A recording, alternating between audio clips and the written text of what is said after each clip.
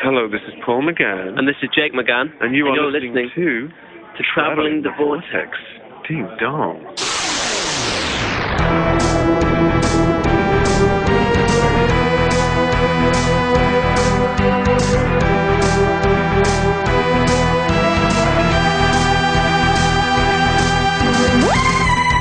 We've joined the Doctor as he travels the Vortex and landed at episode number 151. And we are keepers of the flame of boredom. I'm Keith. I'm Sean. I'm Glenn. That's why we go on for 2 hours, to keep you from being bored. Sure, we'll say that. Keepers of the flame of boredom. Sacred fire. Sacred flame. How are you guys? Nobody remembers that. Good. Yeah, Brain Morbius. You remember it. He remembered it too. I remembered it. In fact, we're going to rewatch it. Yes, we are. On Thursday. Thursday night. For those that don't remember it or have never seen it. I just got confirmation that my copy shipped, so I should have it did you soon. get that yesterday or today? My confirmation that it Yes. shipped yesterday. I got confirmation that my 10th planet shipped yesterday. Yeah, Saturday. Right. Is that what you're saying? Yeah, me too. I was kind of surprised. Me too. On a Considering weekend. it comes out on... No, he ordered Brain of Morbius. Yeah. But considering yes, mine comes out on Tuesday... When did you buy it? When did you I purchase it? pre-ordered it earlier this week. Oh, well... I'm sorry, I've had bad experiences of Amazon, of it not showing up on release yours date. is Amazon. No, it's WB yours is shop. WB? Oh. I'm just impressed that Well, I'm probably going to get it on release date. I didn't buy anything this week. What did you do this week, Sean? Well, I did a lot of school and a lot of work, and that was about it. Back to normal. I got enrolled for next semester, which is kind of exciting. I thought I was a lot further along because I had to have X number of mass media classes and X number of upper division classes and X number of gen ed classes still to go. Well, then I found out that no, the 2 mass media classes I have to take are actually also upper division, so they're going to count for both. I was like, oh. That's nice. So I will have knocked out, after this semester, assuming I pass algebra, I will have knocked out everything that I need with the exception of my foreign language credit. And I think unfortunately, this was not my decision, but the university scheduled everything that I need at the same time as French. And it was kind of like, I could take one or I could take four. So I took the other four. And I honestly think what I'm going to do is I think I'm going to bail on the whole French thing and take a Spanish class over the summer, because that way I'll only have the one class to deal with and be able to devote all my time on it. And she said, my advisor said that she had really good luck with people that did that. And so I wanted you have Spanish to take two Spanish classes? You still have to take the two, but it's done back to back over the in summer a shorter session. amount of time. In a shorter amount of time. That'd be a better way to do it in general. That's kind of what I was thinking. But I wanted to take Spanish originally anyway. But they were all full, and so it was kind of I guess I could take French since I kind of sort of remember some of that from high school. The difference is, though, realistically, but then you kind of sort of didn't. Well, yeah, and then it turns out I don't remember it. The difference, though, is that with French, unless I'm traveling, like if I go to France or Canada, or maybe French Indochina, the Philippines, somewhere that they still speak French, Vietnam, I don't know. I won't use it unless I go there. Whereas at least Spanish, there's somewhat of a use for it here. So a growing use. Yeah. So I kind of figure I'll do that. And I know a smattering, a larger smattering of Spanish words than I do French words. So I think I'll do that. Sounds like a good So plan. I got that all lined up, and I'm real excited because I'm taking archaeology. Ooh! So I'm going to show up in class with my fedora and my bullwhip and my leather jacket the first day and let her know, yes, I'm that student. Where does the X mark the spot? And then, this was the amazing thing. So I had a very, I won't go into the full details, but I had a very interesting find that our art department has a class called Video Editing and Effects. And I went, and went and looked it up, and it's all green screen work and special effects work and creating 3D modeling and then importing that into video. And I'm like, why is this not part of the mass media curriculum? So I contacted the teacher, and I said, I tried to enroll in your class, and it wouldn't let me because it said I didn't meet the prerequisites. And then I noticed there's a previous class that you teach everybody how to use Final Cut. And, well, I don't know much about Final Cut, but I've used Avid. So he met with me, and he says, well, have you done anything? I said, well, yeah, here's, my website. Go check out, don't look at these, but look at these. And he said, oh, yeah, you ought to be okay in this class. So he gave me an override, and he says, if you know anybody else, let them know. And I'm like, dude, there's huge demand for this. And he goes, yeah, I tried working with the mass media department on some of this. And there's one professor over there. I don't want to go into details, but after 2 years, it became very apparent he wasn't really interested in doing anything. I was like, I think I know who you're talking about. So even the other departments are like, that guy's so. Yeah, so I passed the word on to everybody and said, hey, anybody want to have a Digital Filmmaking 2 reunion over in the art department?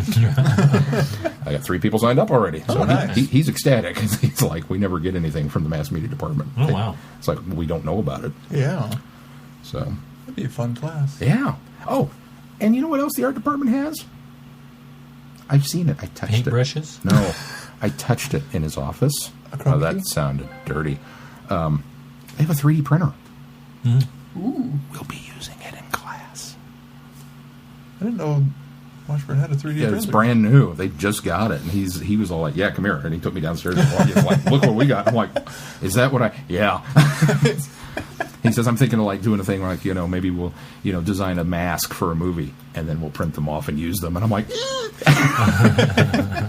so I'm beside myself with that class. That's going to be cool. Cool. That is very neat. That and archaeology, the rest of it's going to be like, I don't care. What am I taking again? I have a feeling archaeology may not be as exciting as you think it would. No, it won't be. But the difference is I specifically waited to take archaeology until the semester because the teacher who's teaching it is the same one I had for anthropology, and she was phenomenal. Betty White? So, no, it wasn't Betty White. Oh. 1,000 points for the reference. So. He gets it now. Yeah, I do get it now. But she was really good. So I could have taken it, last semester. I was like, but you're not teaching it. So I waited. Understandable. That was my week. How was your week, Glenn? It was good. I didn't do much, but it was good. Anything I had a fun? wedding on Saturday. My cousin got married, so we drove congratulations to them. Yes, we drove Which cousin? Chrissy, which would be John Boy's sister-in-law. Okay. Put everything in perspective around. Yeah, I pretty much have to. I met that one.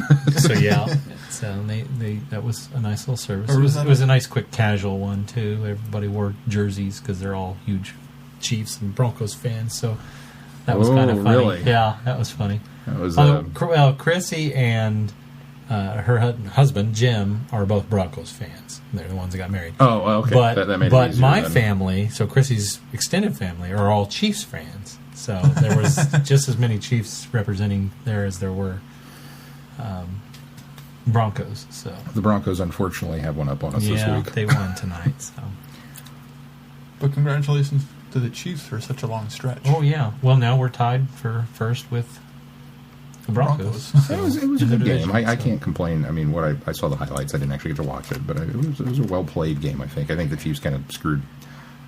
They fell apart where they should have. But it's kind of been one of those things, if you're a Chiefs fan, you knew this was coming. It was a well played game by the Broncos. Yeah, there you go. That's what I meant to say. Isn't that kind of expected from the Broncos? We just couldn't stop. Well, it's been expected from the Chiefs. So I mean, it went in matched up really well. So, but we meet them again in 2 weeks, so we'll determine who really is the best. There's still time. What else did I do? Friday, I went to a party at the library for Doctor Who. You did? Yeah, I did. How was that? That was a ton of fun for the 40 minutes I got to per day. Sean should talk a little more about that because you were there for nearly the whole thing. I was there for most of it, yeah. We of course, I had to work, so rushed home and then had some things at home that created a bit of drama and caused me to be late. I was not happy about that, but we got there, and it looked like you were there for the early part of it. Yeah, I got there like 6:15ish.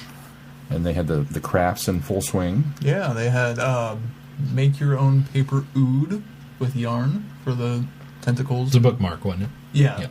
Is that what it is? Mm-hmm. I didn't realize I believe that. it's a bookmark. Seems a little thick for a bookmark to me. And it was cool, whatever it was. It was very neat. And then coloring pages, Cubicraft TARDISes, and little sheets and a whiteboard to practice writing in Gallifreyan. And then as everyone entered the room, they got a sticker to put on a picture of your favorite Doctor. And they had 12 of them hanging on the wall. They did. Yeah. They had Capaldi. Not Capaldi the War as well. Doctor. They had Capaldi. Yeah. Yeah. I felt like they should have put up Cushing. No, gosh, no. If they're going to put up Capaldi, No. and we haven't seen him Well, yet, if they're going to put up Cushing, then they can put up... Shaka Doctor. Yeah, Shaka Doctor. Shaka They're Doctor. going to put up Rowan Atkins. Or any of that string. Oh, that would have been really tough to vote for then. I don't think it was. I don't think it'll be a surprise to anyone out there that David Tennant was the runaway favorite. According to our folks down at the library, he had the most orange dots on Second his face. was the fourth Doctor, though, right? Matt Smith, I think, came in. Really? Because I went over and looked and counted the dots kind of quickly, and Matt didn't have near as many as the Really? fourth did. Well, maybe Yeah. I thought she said it was well, I maybe wasn't they there had for them it. reversed when they were taking them down. Maybe Maybe. it was the fourth Doctor second and then Matt Smith, but it was that's just what I saw. your pretty standard Entertainment Weekly top it three. was who you you know? expected. Yeah, Yeah, none of them were shocked. none of them were shocked. What shocked me though was who Keith voted for. We'll get to that later. Not who you think, listener. But that was really cool, and they had a lot of Part kids of that there. because Yeah, I who know. you think doesn't need my help? Yeah. But they had a lot of kids there, a lot of costumes, a lot of doctors. There was a fantastic Dalek costume, which I'm glad. Did you get a picture of it? I'm did. glad you did, because they were out of the room before I had the camera. I only set ready to briefly go. saw them set up. Our friend of the show, Ben, donated a bunch of his... Loaned. He didn't donate. He loaned. He loaned. It's on loan. Yes. It was on loan. A bunch of his merchandise. He hails from the UK and works here in Topeka. Lives in Kansas City His dual also. residency. Yeah, kind of free residency. Well, I mean, countrywide, he's got But yeah, so residency in he for London. U.S. and yeah. England. Apparently he was in London last month, and or a couple months ago, and had he have known I think in it was last advance, month, yeah. he would have brought a lot of his original stuff from like when he was a wee child. Like he was telling me, his 10 figures that he had are all tucked away back in his London flat, and here is mostly new series. Look at you stuff. speaking like a native. His But London flat. He had a lot of really cool stuff, including, I think Glenn posted a couple pictures of this, the first Doctor Who annual. Mm-hmm. Yeah, He did. That was cool. I had posted that, and I had the Doctor Who role-playing game, which is, he says, kind of cross... It's kind of a hybrid. Oh, It's is a that role the play. big It's the one that has Fourth Doctor one? Yeah, Fourth Doctor Okay. on the face, or on the front of it. He said it's kind of a hybrid. He says role-playing game, but it's kind of a hybrid with a board game. So it's got a board as well. So he said that was kind of nice. He invited us over to play, so we may have We to do should that. have to go over sometime.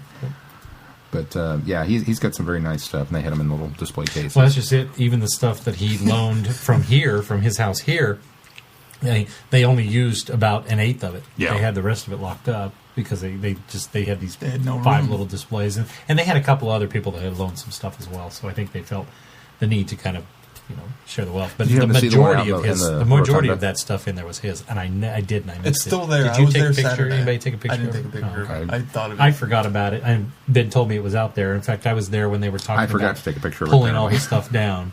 And they said that they were going to leave the rotunda stuff up until the end of the week. So It was still there Saturday, so it'll be there until the 15th, yeah. they said. Okay. So Oh, I heard still her. go I by heard and her see that. ironing that information out with him. So I'm certain that it will be there. And more proof that you should never underestimate Doctor Who. They had the room set up so big, and they had to expand it. It was only filling about a little over the third of the room, is what I was told. Well, And then they had to open the for seats. partitions. Yeah. For seating. Then they had to open the partitions, and they put chairs nearly to the back. In fact, it looks like they moved the craft tables back so that Yeah, they they could fit did. the chairs They in pretty there much took down the to craft accommodate table. the overflow crowd. Yeah. Well, it was Which is great. At first, it was let's add some more chairs, and let's add some more chairs. Let's add some more chairs.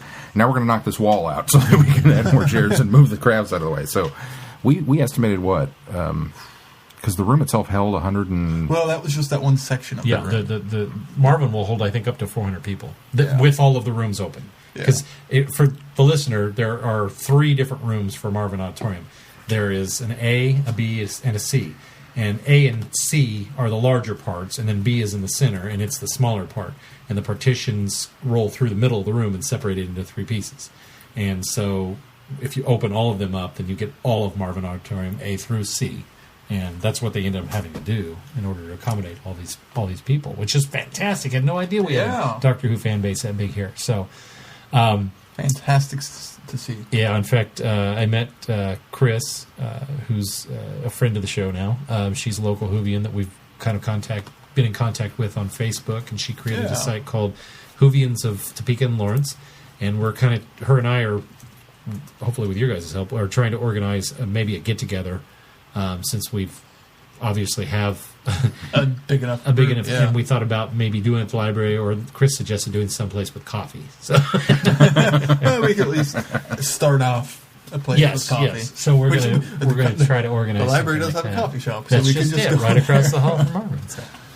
So we're gonna see what we can do there and maybe give a little bit of a bigger presence here in Topeka, organized presence. Obviously, there's a presence. We just need to organize. Just need to organize it.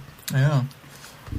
And there was also a showing of a fan-made parody video, which I was there for like the first 5 minutes, and you were there for part of it, but Sean was there. I was there for the last... I saw about 15 minutes of it. Well, not even 15. I think the whole thing maybe ran 15. I should say I saw about a little more than half of it.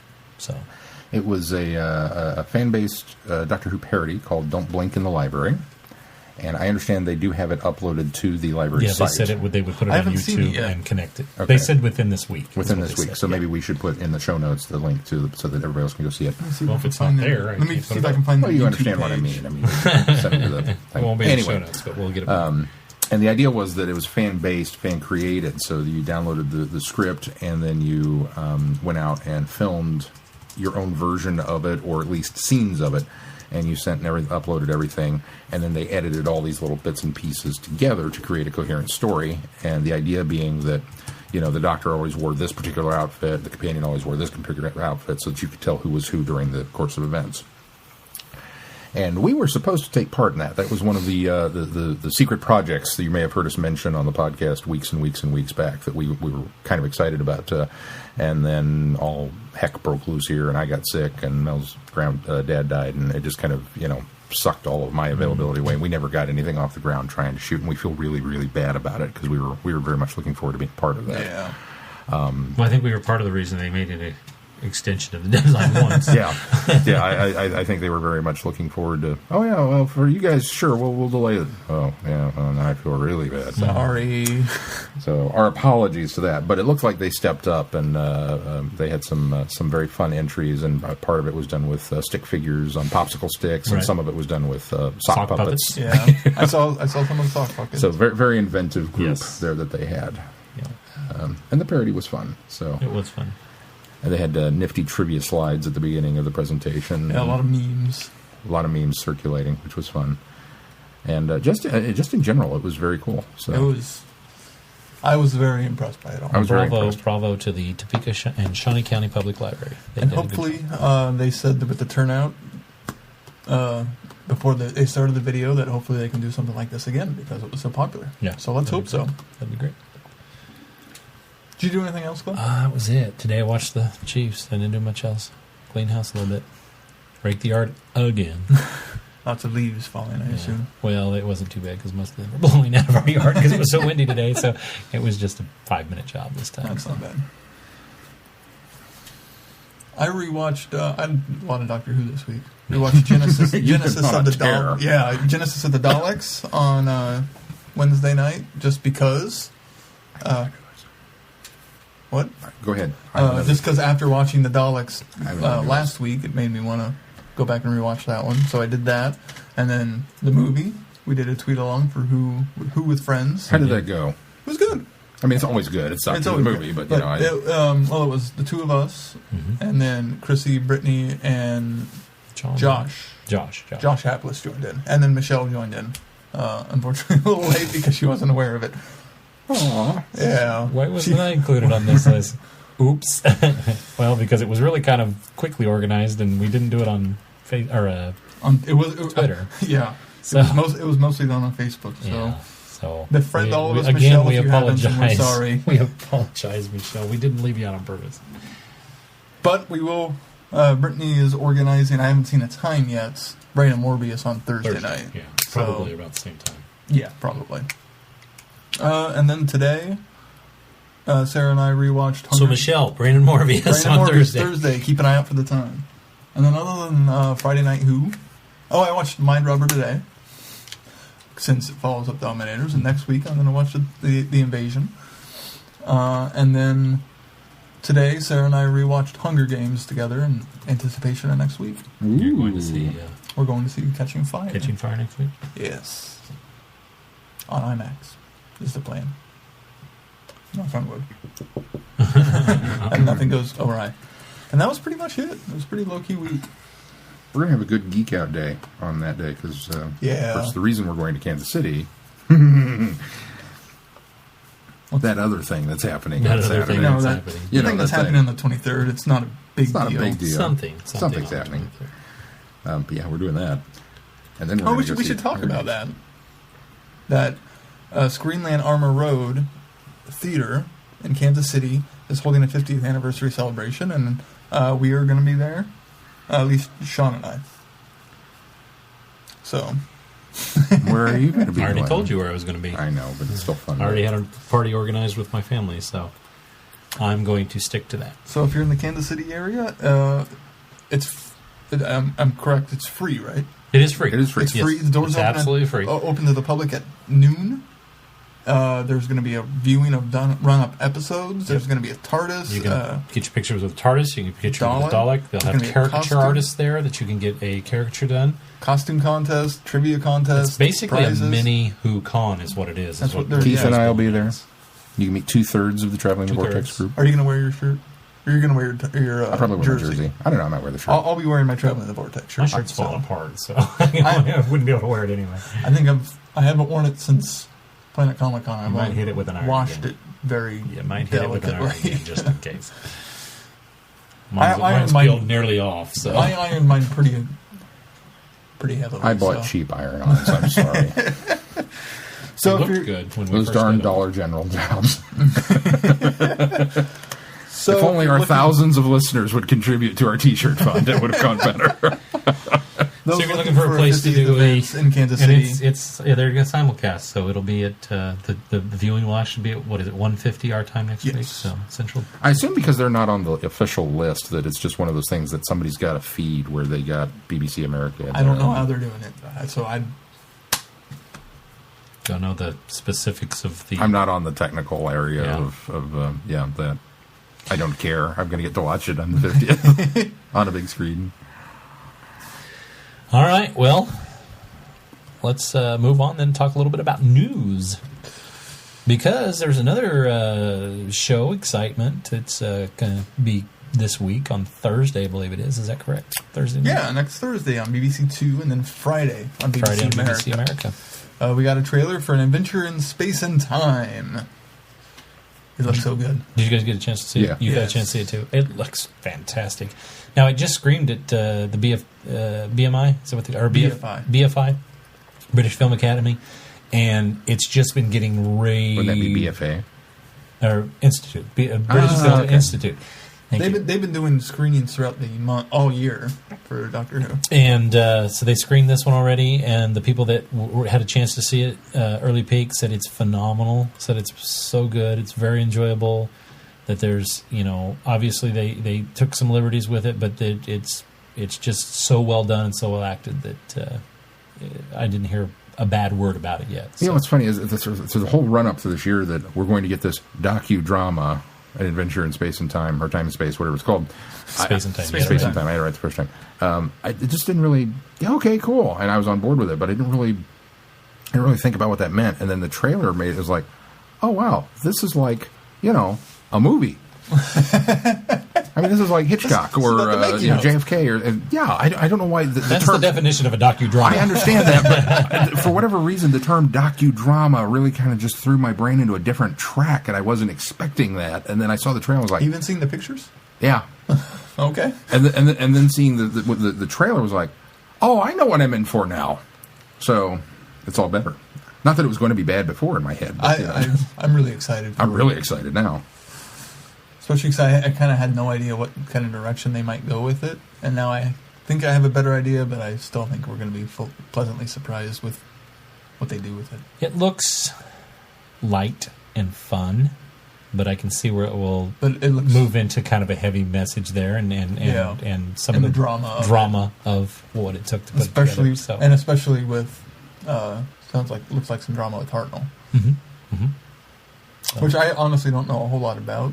So I will probably learn a lot. I hope so. Assuming that's all true. I've been doing a lot of reading on all of that went down and listening to commentaries and whatnot on the DVDs. So I've actually been prepping myself. I probably am setting myself up for disappointment because then I'll notice what they changed and go, oh. Are you focusing more on the beginning or the entire run? The entire run. Okay.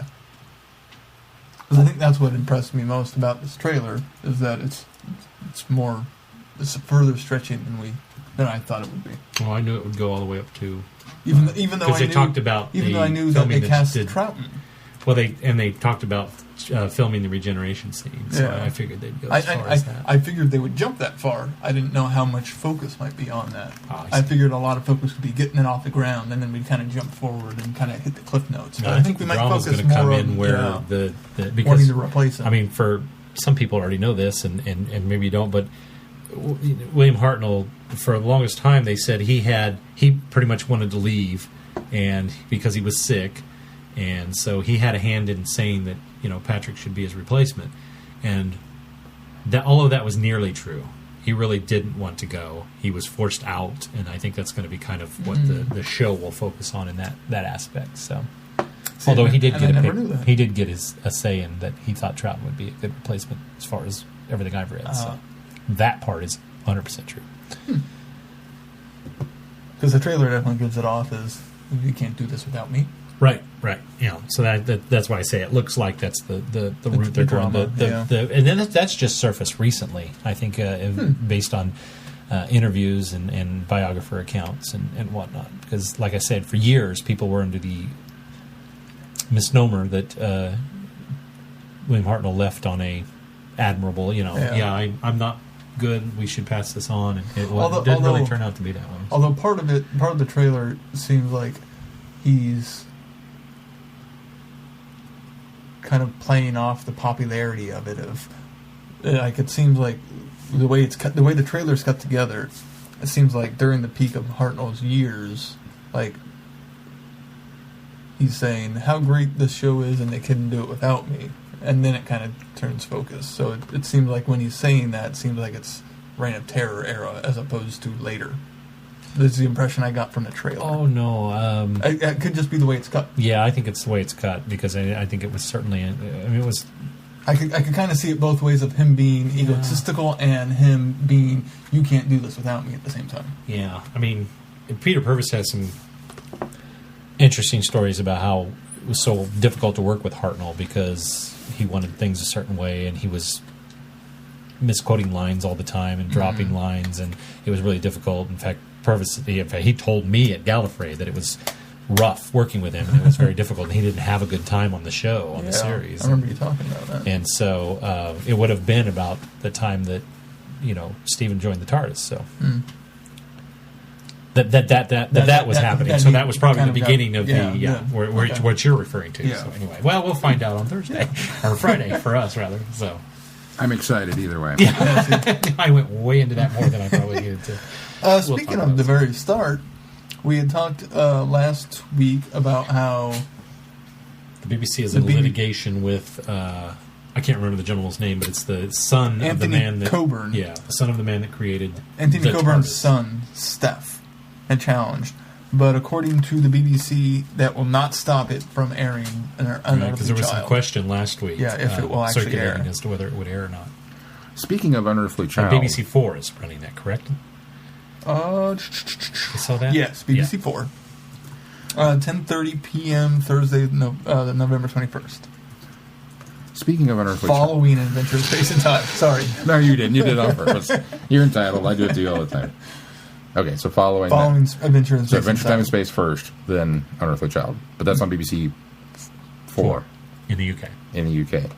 We don't know what BBC... Well, we do know what BBC America is running something different. They're running a special or something.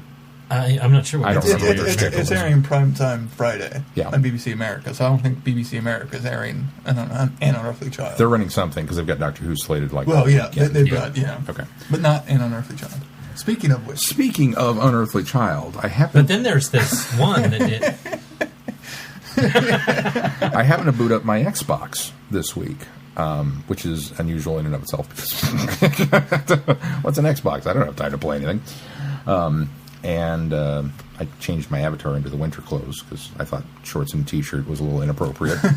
And then we had 79-degree weather this weekend. So what do I know? Anyway, so when the loading screen comes up and you get to the original home screen, guess what's on my home screen?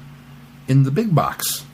Doctor Who? Doctor Who. And I went, oh, what is all this? And I clicked on it. Through Xbox Live, where they've got all these things there, you can watch Unearthly Child. Ooh. You can watch Genesis of the Daleks. You can watch Earthshock. I mean, you have to pay for them, obviously. You pay for the episodes, Download. season pass or whatever it is, and then download them. I don't remember what the Troughton was. They had several episodes, and it looked like it was a lot of stuff that was not on Netflix. Interesting. I think that's true because iTunes has done the same thing. They got what was called it's called Doctor Who samplers, and what it is essentially for That's what Brittany had to download for the Daleks, wasn't yeah, it? I think you're right. But you can buy them individually, so you don't have to buy, like, when you say sampler, you can get them all. Well, let's see. Here's the best of. Okay, they're doing them in the best of. So I can't see. Oh, here's the Troughton one. The best of the Second Doctor contains. You can get all of these for $20, or you can buy them individually for $1.99. Now this is iTunes. This isn't Xbox, iTunes, okay. but I'm wondering if maybe this is the same thing. It's What's called the list of Classic episodes? Series. Well, Or does it list the them? Troughton is Ice Warriors. I think that's right, actually, maybe. Seeds of Death. The recent release? Tomb of the Cybermen. The Crotons. And that's it. So you get 4 episodes, I believe, with each of these classic, which is really cool. Which means there's a lot more than what was on there originally, because then they haven't pulled the. And there's also one called Doctor Who Monsters, the Daleks, and you can. This is probably where she got it. You can get the Daleks, all 6 and 7 episodes. Oh yeah, it was the Monster Collection. And then Asylum of the Daleks comes with that as well. Well, maybe they've so. rotated that out then, because that's what I went and clicked on to see what monsters they had, and they had Genesis of the Daleks. And there's another one called Monsters Davros. Yeah, it was the and Davros that set. one has Genesis of the Daleks and the Stolen Earth and Journeys In. Yes. So what they've done is they've paired those together with new series episodes, so you kind of get a taste of where they started and where they came to. That, which is neat. That's a good marketing idea. It's a very in cool. my But opinion. they had the first that's not the 5 same- Doctors. Is that the same as the DVD sets that we reported on a while ago? Might be. can I see Maybe the that's where cover? it's I coming wonder maybe from. Yeah. But they had the first 5 Doctors listed, and then there was the 50th Anniversary Collection, Yeah. Is that which it? had So that's what it is, yeah. the 8th, 9th, and 10th revisited specials Yeah. that you could get on there. Right, okay. Now, unfortunately, they didn't have any episodes from 6, 7, or the TV movie. But, okay. they had the other Well, stuff. here's another so. one, Doctor Who Monsters, Sontarans. I can't find the first Doctor, but there's a best of first Doctor as well that I ran across. Which has, I think, the Aztecs. Oh, here it is. Classic Series First Doctor. Aztecs. Oh, this has the Revisited on here. So you can buy the Revisited. Yeah. And you get Yeah. Unearthly Child. Oh, that's it. Sony has... PlayStation has the Revisiteds with the extras. So I think what this is...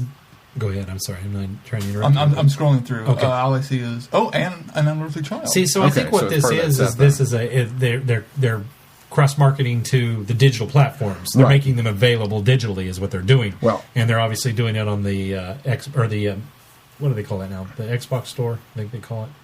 Xbox Live.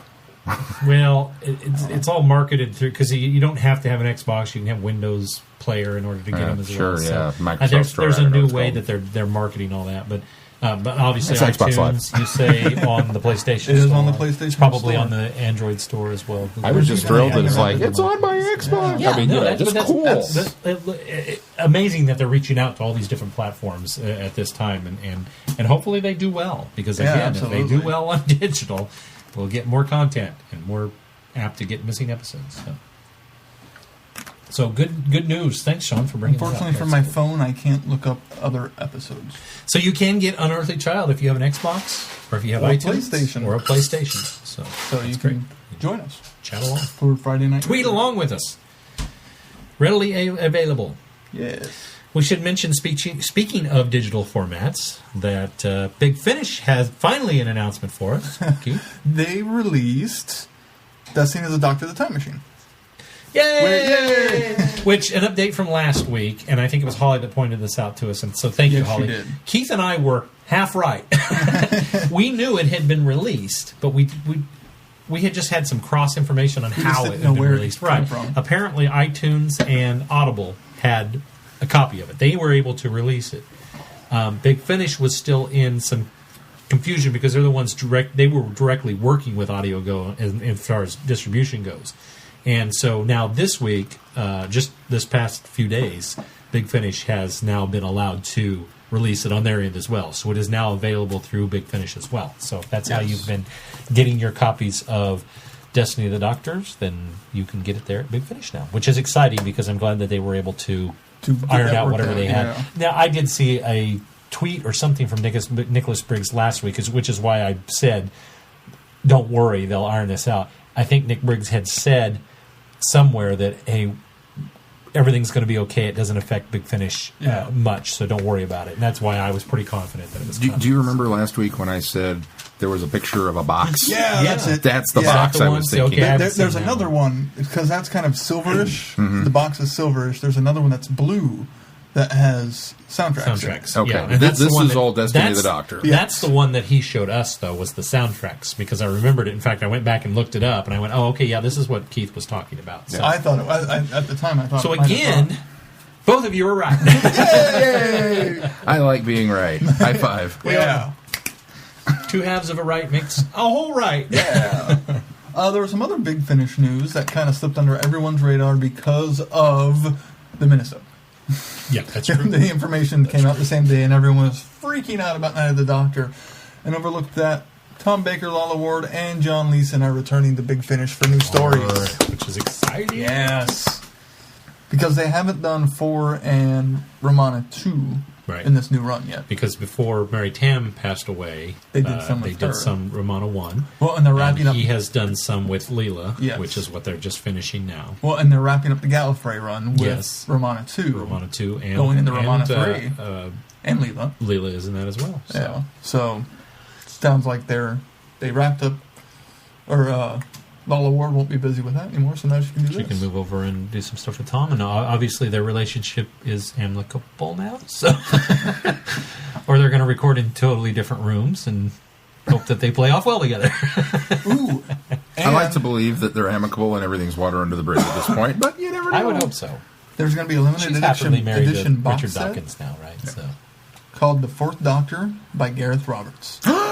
So Gareth Roberts is writing some Fourth Doctor stories. Neat. That's exciting to me. Well, who is it? Is it you that told us that he's working on the City of Death? That he hinted that he was working on City of Death novelization? So that's exciting. I still think the Adams estate must have felt that he did a good job with it. Did a nice job with it. So he did a really good job. That's it for Big Finish news. All right.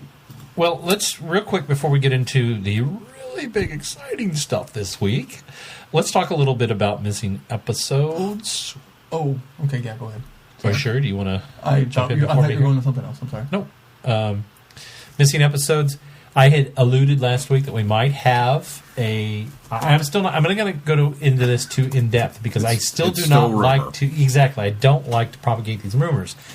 However, in some of my digging around on the internet, I came across somebody that had some bit of clout in a lot of people's minds, and that kind of convinced me that we're going to get an announcement. I was hoping it would be this week, but perhaps it's pushing to next week. If you've been following this, there has been some drop that Marco Polo is supposedly there, and Sean, as a matter of fact, has come across some information that when he goes to the article that purports it is gone. So that kind of leans to the fact that there might be some truth to that. And they're pulling those so that they can get everything prepped and ready. But Yeah. I have a feeling, though, from what I understand, is if there is more, there won't be everything will be released in waves still, but it sounds like they're going to drop all of the information soon. So I wanted to touch on that. Sean, you can expand on that anymore if you'd like, but that's where I was hinting to last week. Is this where I get to do the I told you so dance? I didn't want to get anybody's hopes up because I was privy to that last week, but my sources aren't 100% solid or anything. So I again, that's still out there as rumors, but it sounds like the chances are pretty good. It's just a matter of hurry up and announce it or don't. Yeah. Don't make us wait. I posted on the website that I just kind of created a blog. I hope I didn't steal anybody's thunder by, postulating that maybe this is floating around out there in the ether. But that's where I'm at. I'm literally beside myself. Come out this week that I haven't seen talked about your irrational fear. Your excitement but your irrational fear for it as well. I'm just beside myself over the idea that if the high end of this rumor is true, and it's all rumor. There's we talked about this back in June, 90 episodes possibly. It's like, and even if it's just Marco Polo, okay, it's Marco Polo, But man, what if? Yeah. That's all I can say about it. Stuff. What if? And I disagree with your sentiment in your Loose Threads post that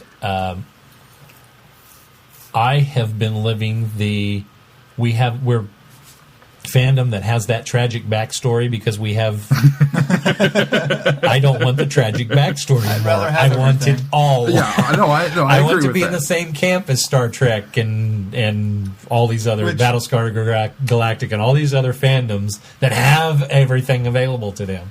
We're still going to have that tragic backstory because there are stuff that just was not sent overseas. Yeah.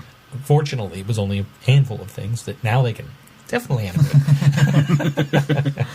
You think and they'd I'd love animate? to see them animate. Feast of Stephen? You think they'd animate Absolutely. Feast of Stephen? Absolutely. Why not? Put it right there in the middle. I've seen an animated version of it, so That's true. a fan animated version That's of true. it, so. And I thoroughly enjoyed it. I just kind of completely side point, but while I'm thinking about it, I've been working very diligently and very hard to get a whole bunch of Who stuff in at Vintage Stock. All these episodes and stuff are starting to come in, and then you're not there when I come in. Yeah, you just keep missing them. Pretty much closed. That's unless it's Tuesday morning. Tuesday morning. Tuesday morning. Usually Tuesday This mornings. week? I think this week I may close, but I have to double check. I'll double check my schedule and let you know. What time do you get there to close? I mean, to work to close. I go to work at 2. That's why I miss you. That's why you miss me. You keep that one day that I was there, like you kept coming in literally like 3 weeks consecutively. I was there, but you hit me at lunch. I was like, seriously? Because I would come back and there were figures gone, and it was like, well, who bought these? I don't know, some guy. He was looking for you. It's like, must be Glenn.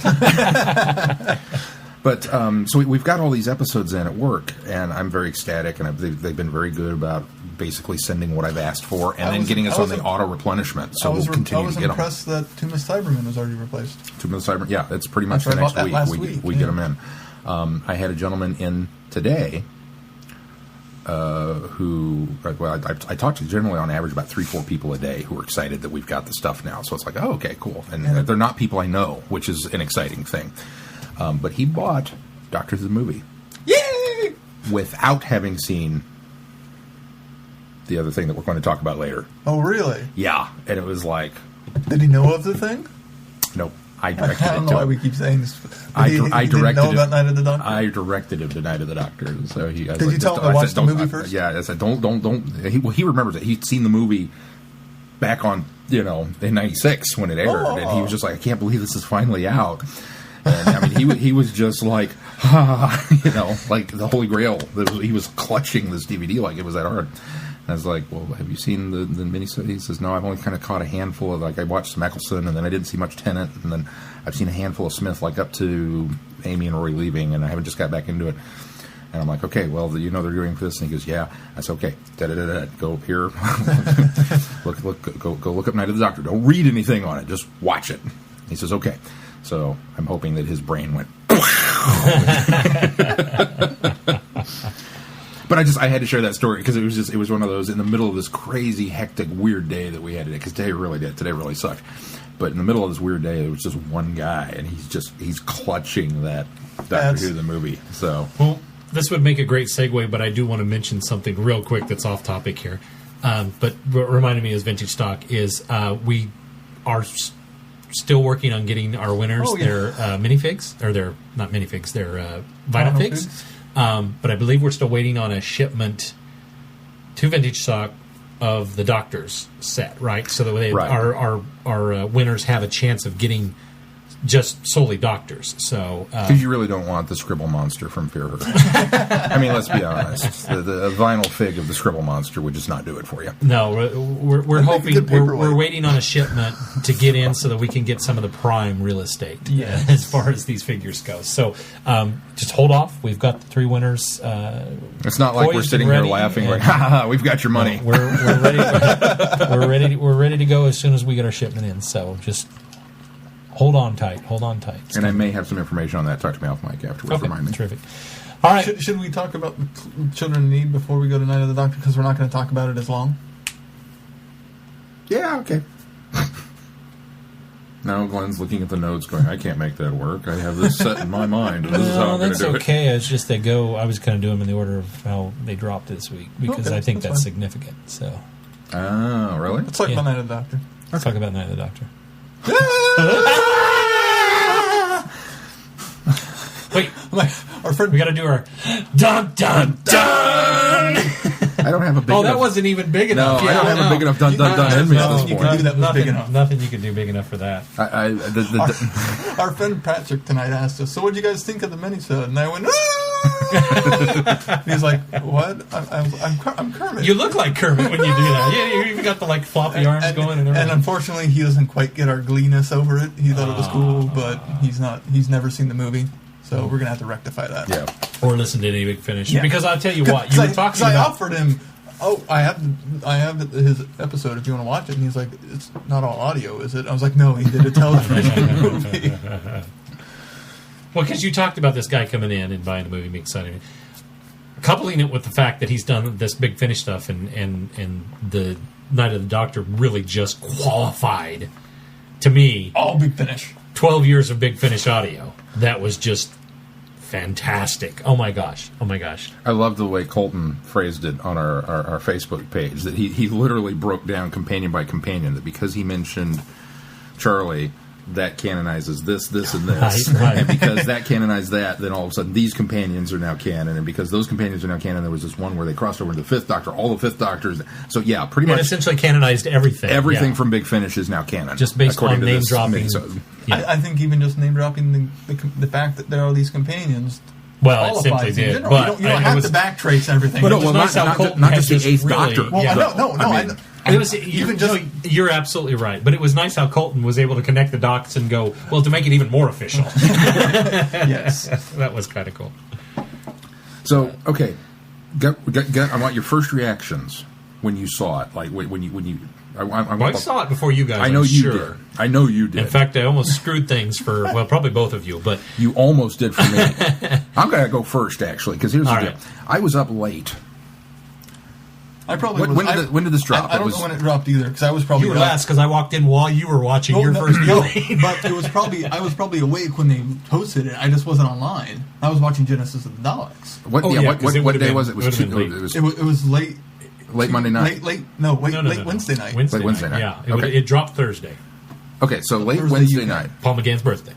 Yes, which made this even more awesome. So late Wednesday night, I was up late anyway. I was editing, and I was working on homework, and I was working on I've got this PowerPoint for this Flash Gordon presentation that I'm doing in class tomorrow. So I'm all over the web. I am all over the web, and didn't see a thing on it. And I literally must have missed it by like 5 minutes, because it was 4 a.m. when I went to bed. Hang on a second. My timestamp on the Twitter account showed 5 o'clock when the tweet came out, and it timestamps my time zone. So it was 5 o'clock here when it dropped. No, and it said within an hour it will be on So it probably went down between 5:30 and 6 o'clock our time. I probably missed being there for it live, quote by unquote, by an hour and a half. So then I went to bed. And as is my kind of morning ritual custom, when I reach over and turn off my alarm clock, which my alarm clock's my phone, and I pick up the phone and I kind of thumb through, did anything blow up while I was asleep? Well, what blew up was my phone, with all of our Vortexians going, oh my God, oh my God, oh my God, oh my God, oh my God. And I'm like, what? And click on the link, and it comes up with the, just the generic description of the minisode. And I went, oh. And I almost didn't watch it, because I'm in bed, I'm in my PJs and sleep my eyes and everything. And I went ahead and clicked on it. So my first viewing is on my tiny little phone, with the cracked screen and the broken glass and everything, and I'm watching this, and it's going, and I'm a doctor, not the one you expected, and I went, ugh. Did you drop and crack your phone some more? I didn't. Now, here's the sad thing, is I feel like I cheated myself out of a bigger reaction, because I'm still in bed, I'm vertical, I'm laying there with the covers up over my thing, and my sleep-addled brain is kind of going, what? Like, what? Like, I really didn't get that. If I had been awake and this had dropped, I mean, like, if I had stayed up any longer working on that project and seen it drop, you wouldn't have gotten any sleep. No, I'd have been like, just, I'd have woke Mel up.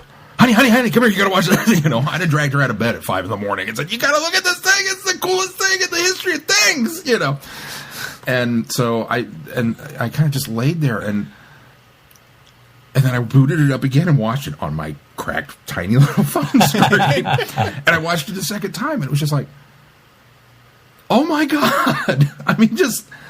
And then as the day went on, it got bigger and bigger. I watched it like 8 times before I went to work. Oh, yeah. And then I got to work, and Drew and James were working. And I was like...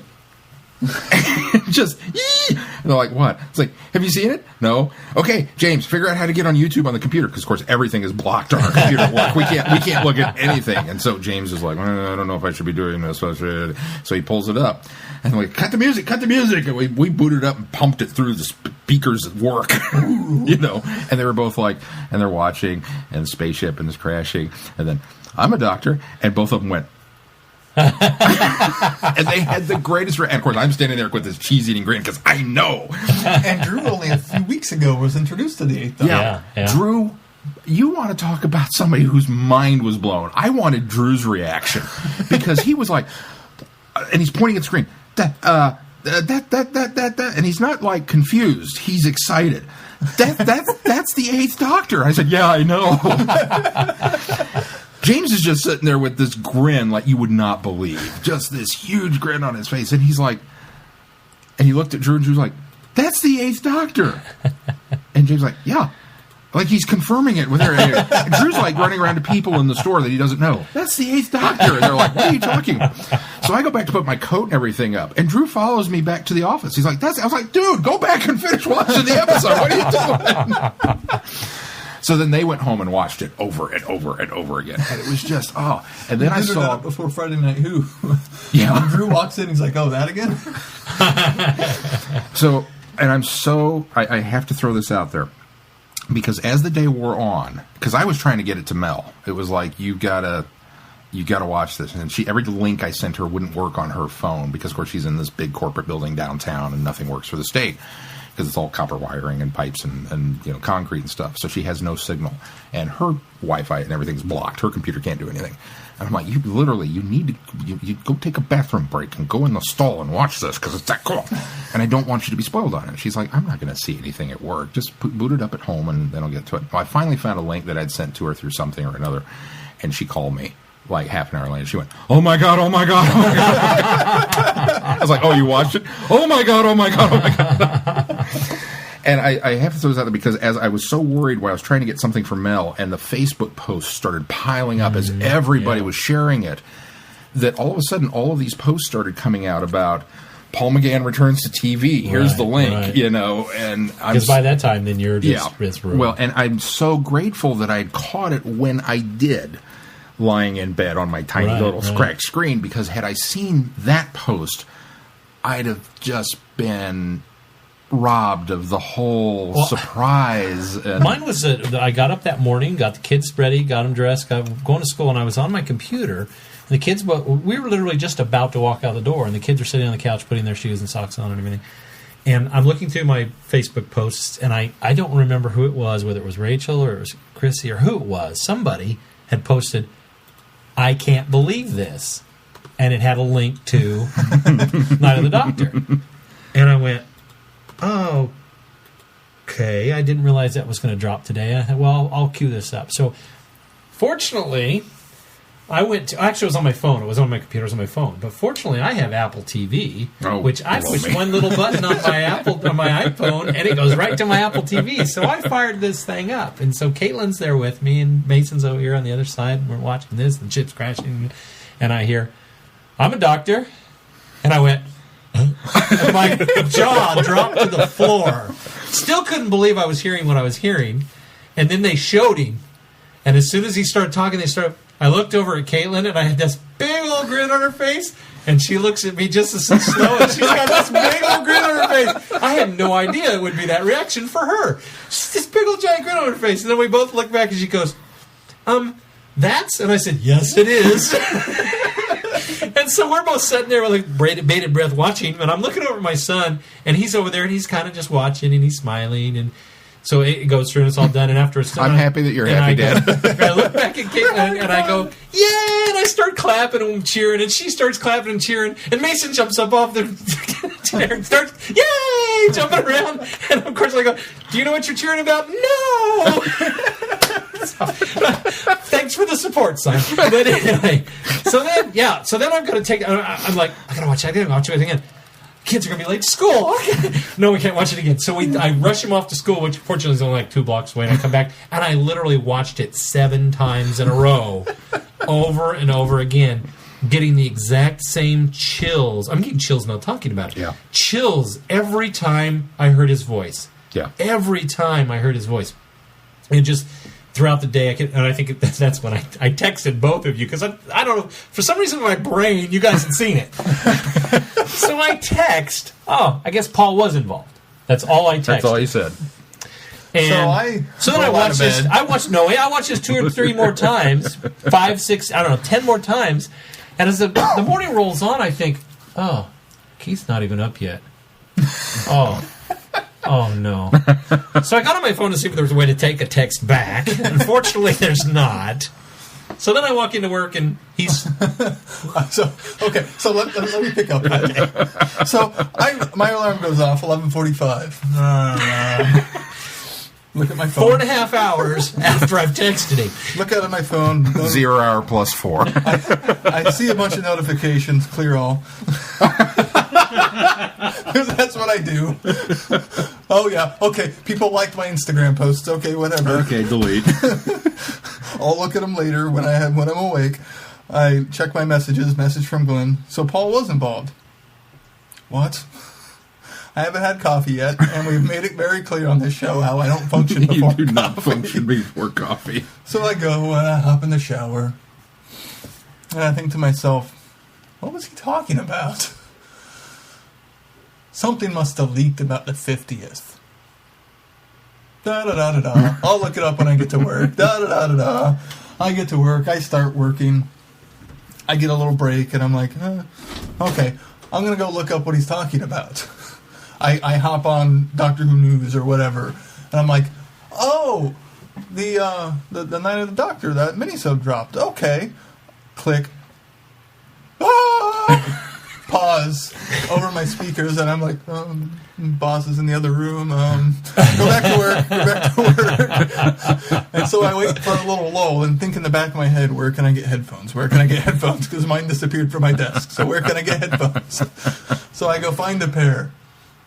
And I come in at 12:30. I finally get around to watching it after seeing it probably the first 3 minutes or whatever gets to the credits. 30 seconds, maybe. I walked in at 1:30, and you just started watching. I was about halfway through when you started. Oh, okay. So there was about a half an hour time between me watching it and seeing the first 3 minutes and me getting to finish it. And it was an excruciating 30 minutes. It was the longest 30 minutes of his life. But then I get to watch it. I call Glenn an expletive. No, he takes the headphones off. I said, "Is that your first time watching it?" He takes the headphones off and he goes, "You expletive?" Jokingly. And I went, "I know, I'm sorry." And I was totally joking because my jaw still dropped, and there were other things that I was not spoiled by. And then so we geek out about it. We have it every day. We have a 2:00 meeting, so we geek out about it before then, and then we go back to work and kind of geek out throughout the rest of the day. But I don't get a chance to watch it again until after my shows are done, and after my 9:00 is done. So I don't get the chance to rewatch it until like 8:00. 8:30. And it's already been too long. When I get his headphones again, I'm like, let me watch this again. I thought maybe this would teach him to sleep in all day. But.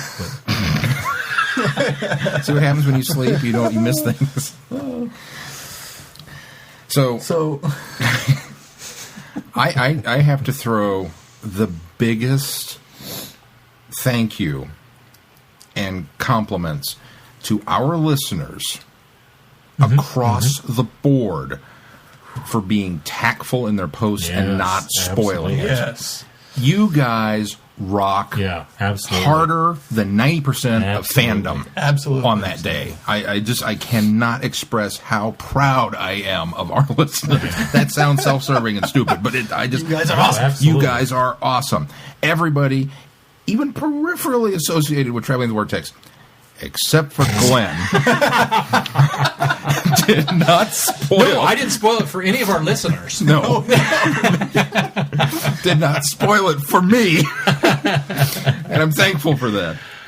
Because I kept seeing everybody just all over, boom, boom, boom. I'm like, what are you guys doing? It's one thing to be excited, but keep the secret. And people were posting, "Happy birthday to Paul McGann," and using the promotional picture from Night of the Doctor. Yeah. Well, I did that, but I did that later. But wait a minute. That's different. But wait a minute. By noon, maybe even 1:00, because this came out in the UK hours and hours before this. So by noon or 1:00 our time, I was at the point where I was like, you can't contain this anymore. Yeah. And so I was actually fine with people that started posting that stuff. But really, for that first half of the day, I saw a lot of that. Go to your computer, watch Night of the Doctor.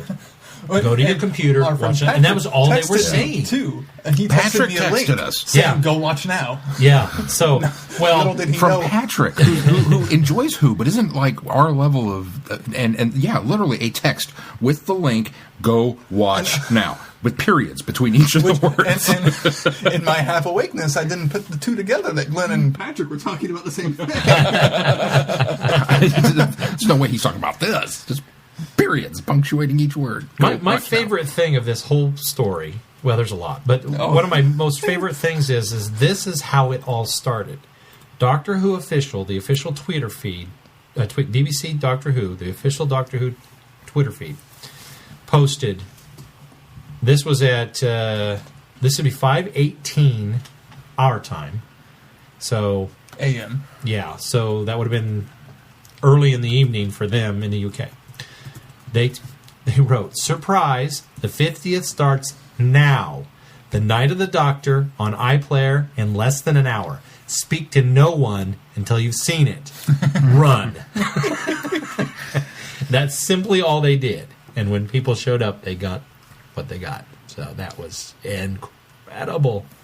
So obviously we all loved this. Paul's birthday. So awesome. A win for But it's also kind of bittersweet to me. Because it's 6 more minutes of Paul McGann as the Doctor. Mm-hmm. That means we also get his regeneration. I tell you, the regeneration wasn't, I thought would be an issue for me. But it worked so well because it puts closure. But there's so much more story to tell. I know, there is. Even this is the end of the chapter, or the end of the story, but there's so much more of the I want to see him running from the Time Ward. Yeah, I think that would be wonderful. And I really want to see now Big Finish pick up and really go, just run with it. Just fill in that gap, fill in that story. Tell us what's going on. Obviously, there's been a cry, a cheer out there for people to see more McGann on television, which I would be none opposed to. And Sean has a little information on a petition that is circulating now. There is apparently an official... what's the website? Is it startup or is it Change.org. Because there's startup as well. Yeah. Or not startup. Kickstarter? No, it is startup. It's startup. Because Kickstarter is the one that tries to get money. Yeah. An official petition to do something with more live-action Paul McGann, whether it's a miniseries or a web series or a... We don't care. Just give us more Paul McGann as the Doctor. Even if it's more mini episodes. Yeah, and realistically, it's mind-bogglingly awesome if the BBC were to pick this up and run with it, with the idea, because it wouldn't. I mean, I'll take a whole series of mini episodes. Mm-hmm. Yeah, absolutely. I'd take a Children of Need style 5-episode miniseries. I'd take a whole season. I want Paul McGann as a Doctor on the screen in front of me. That's all I want. It doesn't be any sort of form, anything. It's, and we talked about this all day at work, and it's like, okay, the top 10 things about the minisode. Number 1, Paul McGann. Number 2, the Regeneration was in it, and they talked about the Time War. And number 3, the Sister Takar came back, and number 4, Paul McGann. And there were so many little Paul McGann or Eighth Doctor things in it. Moffat writes him so well. He really does. Here's what was... Although I saw an interview with Moffat afterwards, or maybe it was you who told me about it, that Moffat said, really, the Doctor's written the same no matter what. It's the actor puts his take on it. Yeah, and that's exactly what happened. And that's what I was going to say is, I really got the impression from listening to Moffat's interview, or reading Moffat's interview, and seeing this minisode, is Moffat knew that Paul had built so much with Big Finish in this Doctor. He knew, and I really could tell it came off that he gave Paul the flexibility to do with what needed to be done with that character. Yeah. And that's what impressed me the most, is that Paul doesn't skip a beat. He is the Big Finish Doctor, Eighth Doctor. He still has those echoes of the movie Doctor, but he still has... Obviously, it's been a time, obviously. It shows how phenomenal Paul is as the Doctor, in that he can go from these shoes, they fit perfectly, to this world-weary, I'm tired of the Time War, and I don't want to be here, but okay, fine, I'll do it, and the angry get out, and that whole spectrum in 6 minutes. So many chills. Yeah. I mean, how many people can do that?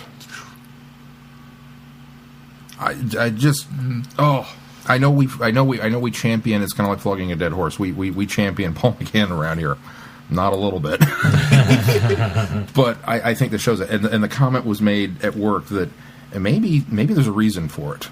Maybe Paul McGann is so good as the Doctor. He really is. Our primitive human brains simply can't handle it. We can only handle 6 minutes at a time. They knew. They had him in a whole 90, they had him in a TV movie and said, realistically, you can't have him the full 90 minutes. You're only going to get him for an hour because he's that good. And then we have to take him away from you for 16, 17 years. And then maybe you can have another, 6, 7 minutes. That'll be about it. And then he's going to go away again because he's just that good. I don't know. But... and then there was the plot, which wasn't too bad. Well, but Paul was in it. This is the nice thing is we brought 8 back, and we made the Sisters of Karn relevant. Who saw that coming? Relevant ever? No. Of all the things to bring back, not just villains or companions or but who better to bring back because of their disdain for the Time Lords? Oh my gosh, it works so well. You can tell Moffat was channeling all that classic series and Big Finish when he wrote this. As much as fandom should respect RTD, they should bow down at Moffat's feet just because of Night of the Doctor. And at this point, when I go pick up my Blu-ray, it's not going to be, I got Day of the Doctor. I got Night of the Doctor on Blu-ray. Oh, wow. Okay. Where do we officially start? We still haven't really. Can I just say now that it might be just the high of Night of the Doctor, and it could change again before, by the time I see Day of the Doctor. But Paul is very close to Matt's in my top Doctor list. He has definitely outpaced John Pertwee. That's my favorite classic Doctor. And I say this not just because of the high of the Night of the Doctor. That helps it. It builds it up. But it cements more of what I've loved about his audios. So it's very possible that Paul may be my favorite Doctor. And it's who I voted for at the library. And technically cheated and put 2 on this. Because I lost my sticker when I went to put up my cardboard TARDIS. And then I found it. So I went to put one back on. We actually all voted, well, except for you. You voted for, who did you vote for? Fourth Doctor. You voted for Fourth Doctor. You voted the party line. You did good. Sarah voted 10. Sarah voted 10. She voted party line. Mel, and Keith, who's, obviously writing that high. Mel and I kind of fell back on your philosophy of, because they gave me the sticker and said, well, go vote for your favorite Doctor. And I said, well, which one's on my TV right now? Because I use that line all the time now, and people think it's brilliant, so kudos to you. But then Mel and I thought about it, I was like, technically that was the last episode we watched. So he's the one that's on our TV most recently. So Paul gets the sticker. And I'm so hungry now to go listen to more Big Finish audios. So I went and listened to Light at the End. You finished? I finished it. I started it Friday, finished it Saturday. Oh, we can't talk about that. We can't talk about that now. I'm glad I listened to it in advance so I can re-listen to it. Yeah, we can't talk about that now. Yeah. But I was like, well, I want to get more 8th Doctor. This has 8th Doctor in it. I'll go ahead and just continue this awesomeness high. So where do we want to start with actual Night of the Doctor? Well, okay, so there was a spaceship and it was going to crash, and then Paul McGann showed up. It's kind of hard to get past that. There's nothing. Not the one you were expecting. The only reason I had to go back and watch it again is because I had no idea what the plot was. Yeah. I just knew she was mad, and he crashed and was going to die. I'm pretty sure that it wasn't until about the 3rd or 4th time that I watched it that I actually heard any dialogue beyond, but not the one you were expecting. Because the rest of it was this high-pitched, audible, I'm a doctor. I just didn't hear it. It's the sound of my own squealing. That's all I got. You go from this elation. You go from this, oh, yay, the Doctor's going to save the day. And it's the 8th Doctor, which makes it even cooler. And look, there's his name TARDIS. is in the credits. Yes. And there's his TARDIS, and he's going to save her, and they're going to go on board. And then there's that powerful pow. Yeah. No, I'm not going to you. You're one of them. You're a Time Lord, but I'm one of the good ones. That would be such a nice little interchange. Such powerful line of who can tell the difference Yes. anymore. Oh, that was wonderful. That's better than the Daleks who can tell the difference anymore. Than the End of Time ever did. The writing in this, I keep going back to the writing in this episode is pitch perfect because you get that lighthearted McGann Doctor moment of, I'm one of the good ones.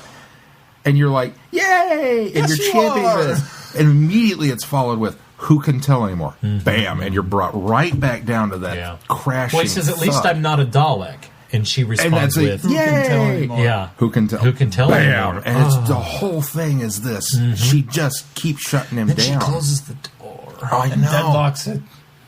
And he pulled out the right Sonic. Did anybody else notice it was the right? I'm sure it was a toy because they weren't going to rebuild that prop. But I don't care. It was the right Sonic. It was fine. It was the right Sonic. It was the right Sonic. No, I mean, I'm sure they didn't. No, that's what I'm saying. It's fine if it was a toy. Yeah. Right Sonic. That's what I mean. It was the right was Sonic. fine, So because and it was the right TARDIS.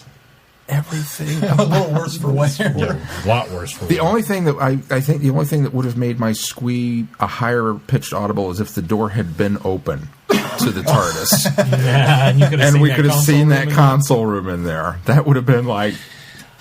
I heard Paul Solomoff couldn't ship it over. Couldn't ship it over. So we just need a photo that we can overlay on. And then there's the gut punch of the ship crashes. And I'm like, don't tell me that's how he regenerates. No, my first thought was, he had to get in the TARDIS. I've got like 6 more minutes to go here.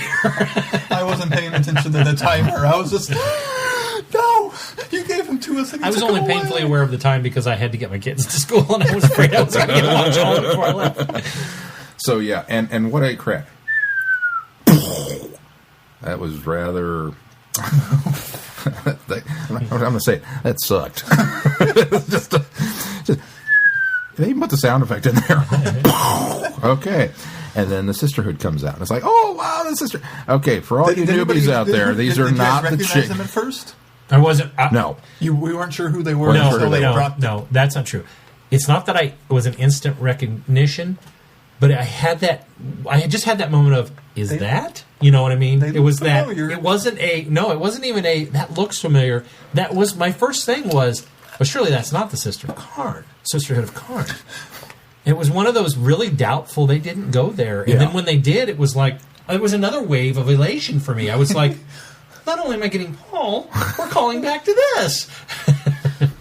Brain of Morbius, peeps. Brain of Morbius. So, and for all you newbies out there, this is not the group from the David Tennant episode with Fires the of witches. Pompeii. Or the Fires of Pompeii. Yeah, it's not, that's the one. That's the one. Is people are confusing this, thinking this is the girls, the group, from with Fires the of eyes. Pompeii. It's not them. I still believe that this is the in time, end of time, part 1 and 2. The gal that's doing the prophecy, the seer, I think they call her. I'm still convinced she is. Oh, yeah. No. The lady at the end of the table that she's all whacked out. She's giving the prophecies. Yeah, that's totally a sister I of totally Karn. think she's a sister. I think works. she's the last. I think because then there's been this war has still raged on for years and years and years, and she's gone nuts. She's insane, and she's the last of them. I'm still convinced that works now. In fact, I'll buy that for $1. makes it even better. Yeah. This story elevated my likeness. When you can do that, wow. You go, Moffat. You made me appreciate something that I've always thought was a crap story. Actually, that's not true. I've always liked the Time Lords part of those stories. Yeah. I really appreciate it. Can you do something with Fear Her? Can we have a scribble monster with Paul? Because maybe that would be awesome. But anyway, so yes. That scribble monster would work really well. I did have the moment of, surely that's not. So I think I recognized him, but it was one of those, I doubted I recognized him, but I did. So, yeah. Anyway. I'd seen pictures leaked of them, and I was like, they look kind of familiar. See, I didn't see it. I'd seen that picture. That's now the image of the YouTube video before you hit play. Oh, God, that's it. Yeah. It could so easily have been They got Paul. that under wraps really well. And So 4 minutes. You only got 4 minutes left. Oh, well, he's definitely regenerating.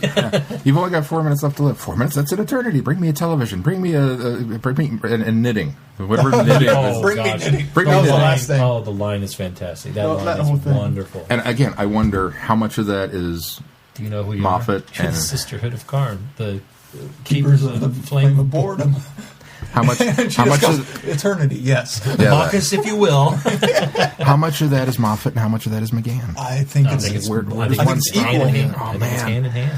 So we we're on Karn, and I'm back on Karn, which is kind of a twofold because now that all of Big Finish is canon, the Eighth Doctor visits Karn at one point in the Eighth Doctor Adventures. A couple times, I heard. But I can't go into that yet. Don't look it up. I've already looked it up. You suck. You suck more than anything's ever sucked. I went to go see. Have we been to Karn before this? Leave him alone. We're far beyond spoiling him anymore anyway. So I'm tempted to go pick up the New Beginnings and just go watch it. So That'll then teach you.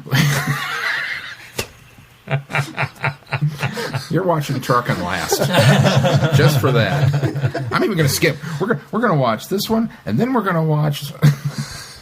No, we're going to watch Legopolis and Castrovelva, and then we'll go back to Charkin. We're going to watch them completely out of order now, just for that.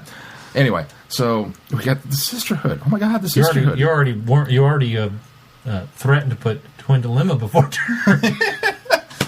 It's true. We got that one in at work. Oh, did you? I didn't see that one. How much is it? 19. I should just go buy it.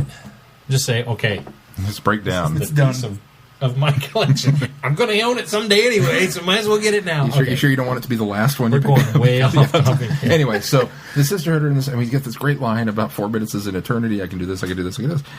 And she's going on about the potions, and that was when it was like, oh, I know where they're going with this. When they started bringing out the elixirs, that you'd be fat, thin, male, female, and it was like, yay, another cannon drive that point home, fans. Yes, See, it's I don't possible. Not that I'm a naysayer of that possibility, but I think it was a way to... It was an interesting mix, though, that it's like you don't necessarily get to choose, but with these elixirs, you could. Yeah. And so, yeah, Well, I mean, it kind of gives... Okay, now, correct me if I'm wrong. She also says Time Lord science is elevated. Yeah, correct me if I'm wrong, because it's been since we watched it for Halloween for Brain of Morbius, and maybe you remember a little bit better than I do, Glenn. On Thursday. When they are discussing with the Fourth Doctor in Brain of Morbius about the elixir and the flame and the Keeper Clock, isn't there a line about that they have shared this with Rassilon, and then apparently he took it back to Gallifrey and genetically modified it and gave it to the Time Lords as part of their genetic makeup? The elixir that they... The elixir it's like is what started regeneration. Right, that's what they imply. It's never directly said, but that's how they imply. That's how I took it. That Rassilon took that secret, altered it, and that's why the Time Lords essentially came to be. Became immortal, for all intents and purposes. Well, became Time Lords because... that coupled with the fact that they harnessed the power of the black hole, that's what made them Time Lords, essentially. It was all of that combination. Well, because really, when you think Rassilon started Time Lord Society. What good is it to be able to travel in time if you don't have immortality? Yeah. I mean, you almost have to have both. A linked to be able to appreciate it. Because I think only Rassilon found true immortality. But he's still kicking somewhere. I believe that too.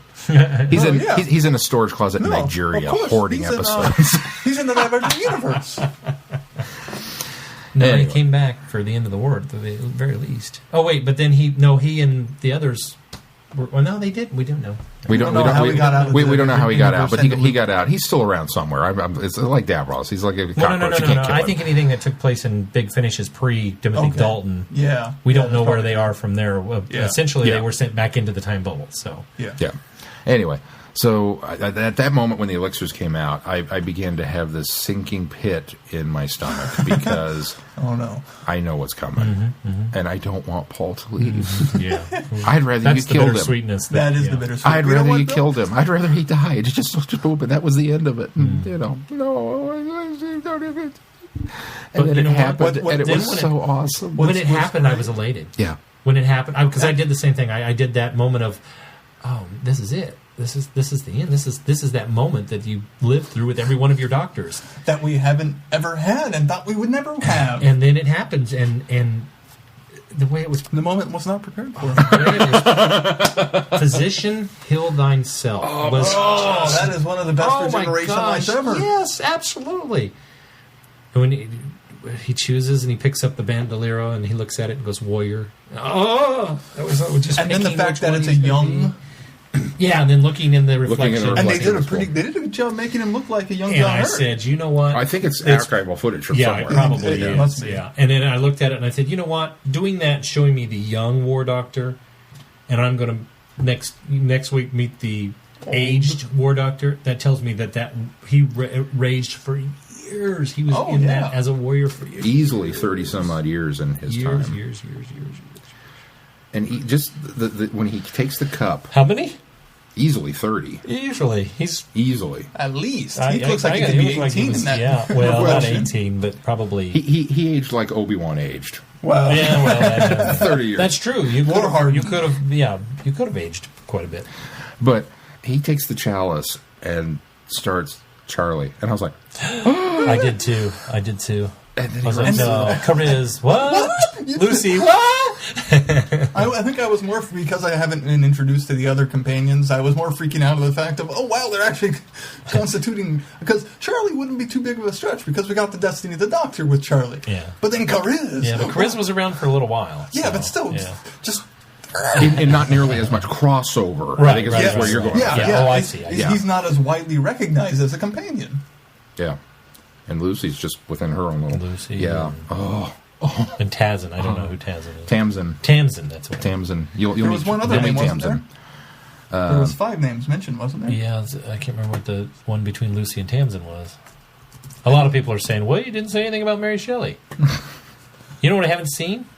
And I'm surprised neither of you have said it at all? Why wasn't the first name Grace? Well, It didn't Drew really stand out asked right away. me that. Okay. So leave it to Drew to pull that one I out. can understand that because he didn't. She may have been there when he regenerated, but she didn't travel with him.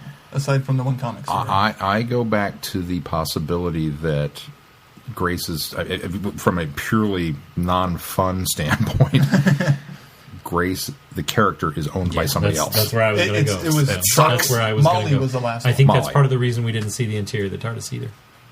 Oh, that could be. Yeah. That could be. So. But didn't they kind of reference in Big Finish that he got a new desktop? At some point. Yeah.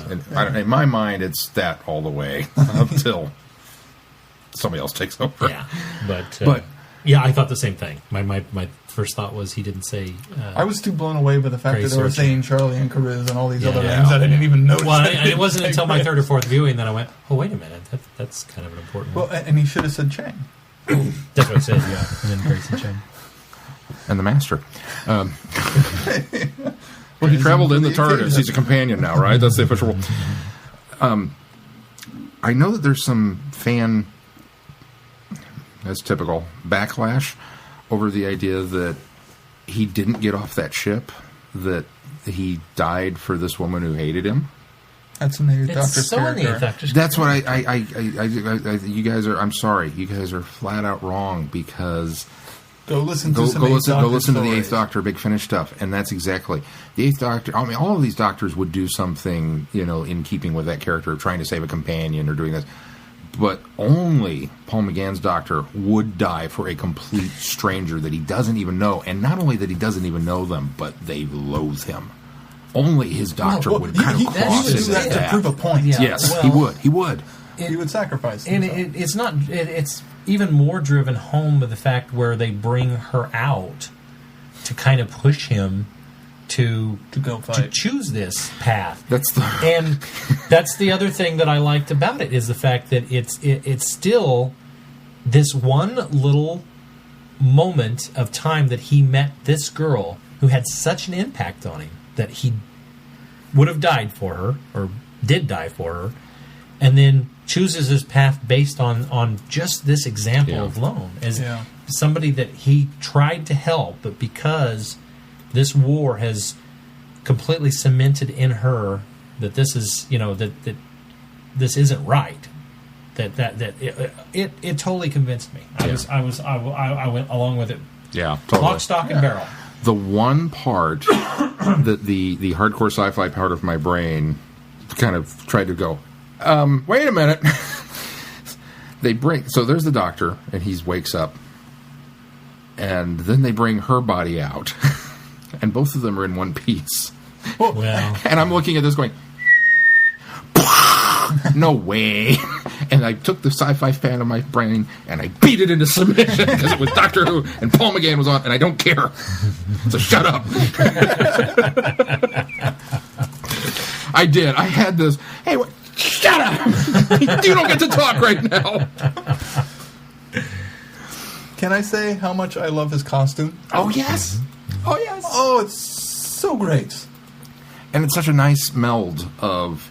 I think it works with... And it also leads up well into the War Doctor's even costume. with the dark eyes look. Even with the dark eyes works. look, it's I like... actually kind of like this better than the leather jacket. Yeah. No, I do too. And the knee-high boots. I do Those too. are awesome. Well, because this is... I'm sorry, this is Paul McGann. This is the Eighth Doctor. This is who he... I mean, don't get me wrong. I love the frock coat in the movie. I love this that look. is the frock coat. It's just a worn, weathered frock coat. He even has the same vest. The same vest, yeah. You know what my favorite part of it, I think, is? Which you have a piece of. I do. Well, replica. You have a replica piece of the vest from Night of the Doctor. Oh, it's twofold now. I think my favorite piece of it is the little scarf around his neck. I know. Maybe the material that I have now is part of the same swatch of material because they would have probably they had to redo it. Yeah. And they looked at it and went, this is 6 minutes of television. This isn't going in Dr. Who experience. We can cut this one up. But, I mean, I love the frock coat, and I love the dark eyes look, because I love that that's kind of transitioning him into this new phase. Mm-hmm. But I think this one is fantastic meld of both that it kind of just gives that. Well, and it lends some appropriateness to the look of the War Doctor. We'll call him now. Yeah. I think that's what we're going to officially call him from. I wish they would have just stuck with Warrior, but War Doctor. So great costume. Yeah. And the scarf, I very much feel is like. And he even still has the fob watch. Yeah. The scarf, like I think, is almost a Paul McGann touch. Because I've seen him in other photos where he's got a scarf on. Yeah, it's not even a scarf. It's an ascot that's just like, I don't care anymore. Yeah. That's really what it is. Yeah, it really is. I'm great. I'm fine with that. It's like, yeah, I still wear an ascot. I just wear it more scarf-like now. This kind of makes me want to cosplay this. Keeps my neck warm. I have a feeling a lot of people are going to, but it makes me want to cosplay. Yeah, I can't wait to see how many Paul McGanns we get at Galley. Yeah. Should we talk a little bit about the elephant in the room? Or what I consider the elephant in the room? Of Moffat's statement of, it keeps the numbers stay the same for the Doctor? Or should we save that for actually seeing the 50th? See if they fix it. We can certainly talk about it now, but I think we'll be able to expound on it more once we see the 50th. The numbers, yes, can remain the same, but that does not change the physiology of the person and limit the number of lives he can have, to me. I would agree with that statement. Matt Smith is still the 11th I Doctor did bring up the precedent of the Doctor. fact that the Valyard is somewhere between his 12th and final regenerations. Yes. And they make it a statement of that.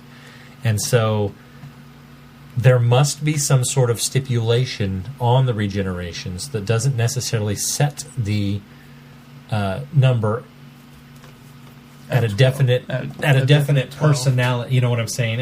What you're trying, physical person, because that's what Moffat's trying to say is this is the War Doctor. This isn't the Doctor, so it doesn't affect the numbering of the Doctor in any way. But the only way I can accept that is, I think we're talking numbering. I don't think we're talking number as in number of regenerations. Yes. I think he's merely saying the way we've numbered the Doctors as fans does not change. And I agree with that. And I think that's what he's saying. It's just my concern over the regeneration. I don't have a concern over the regeneration issue because everybody and their dog has a problem with this regeneration issue.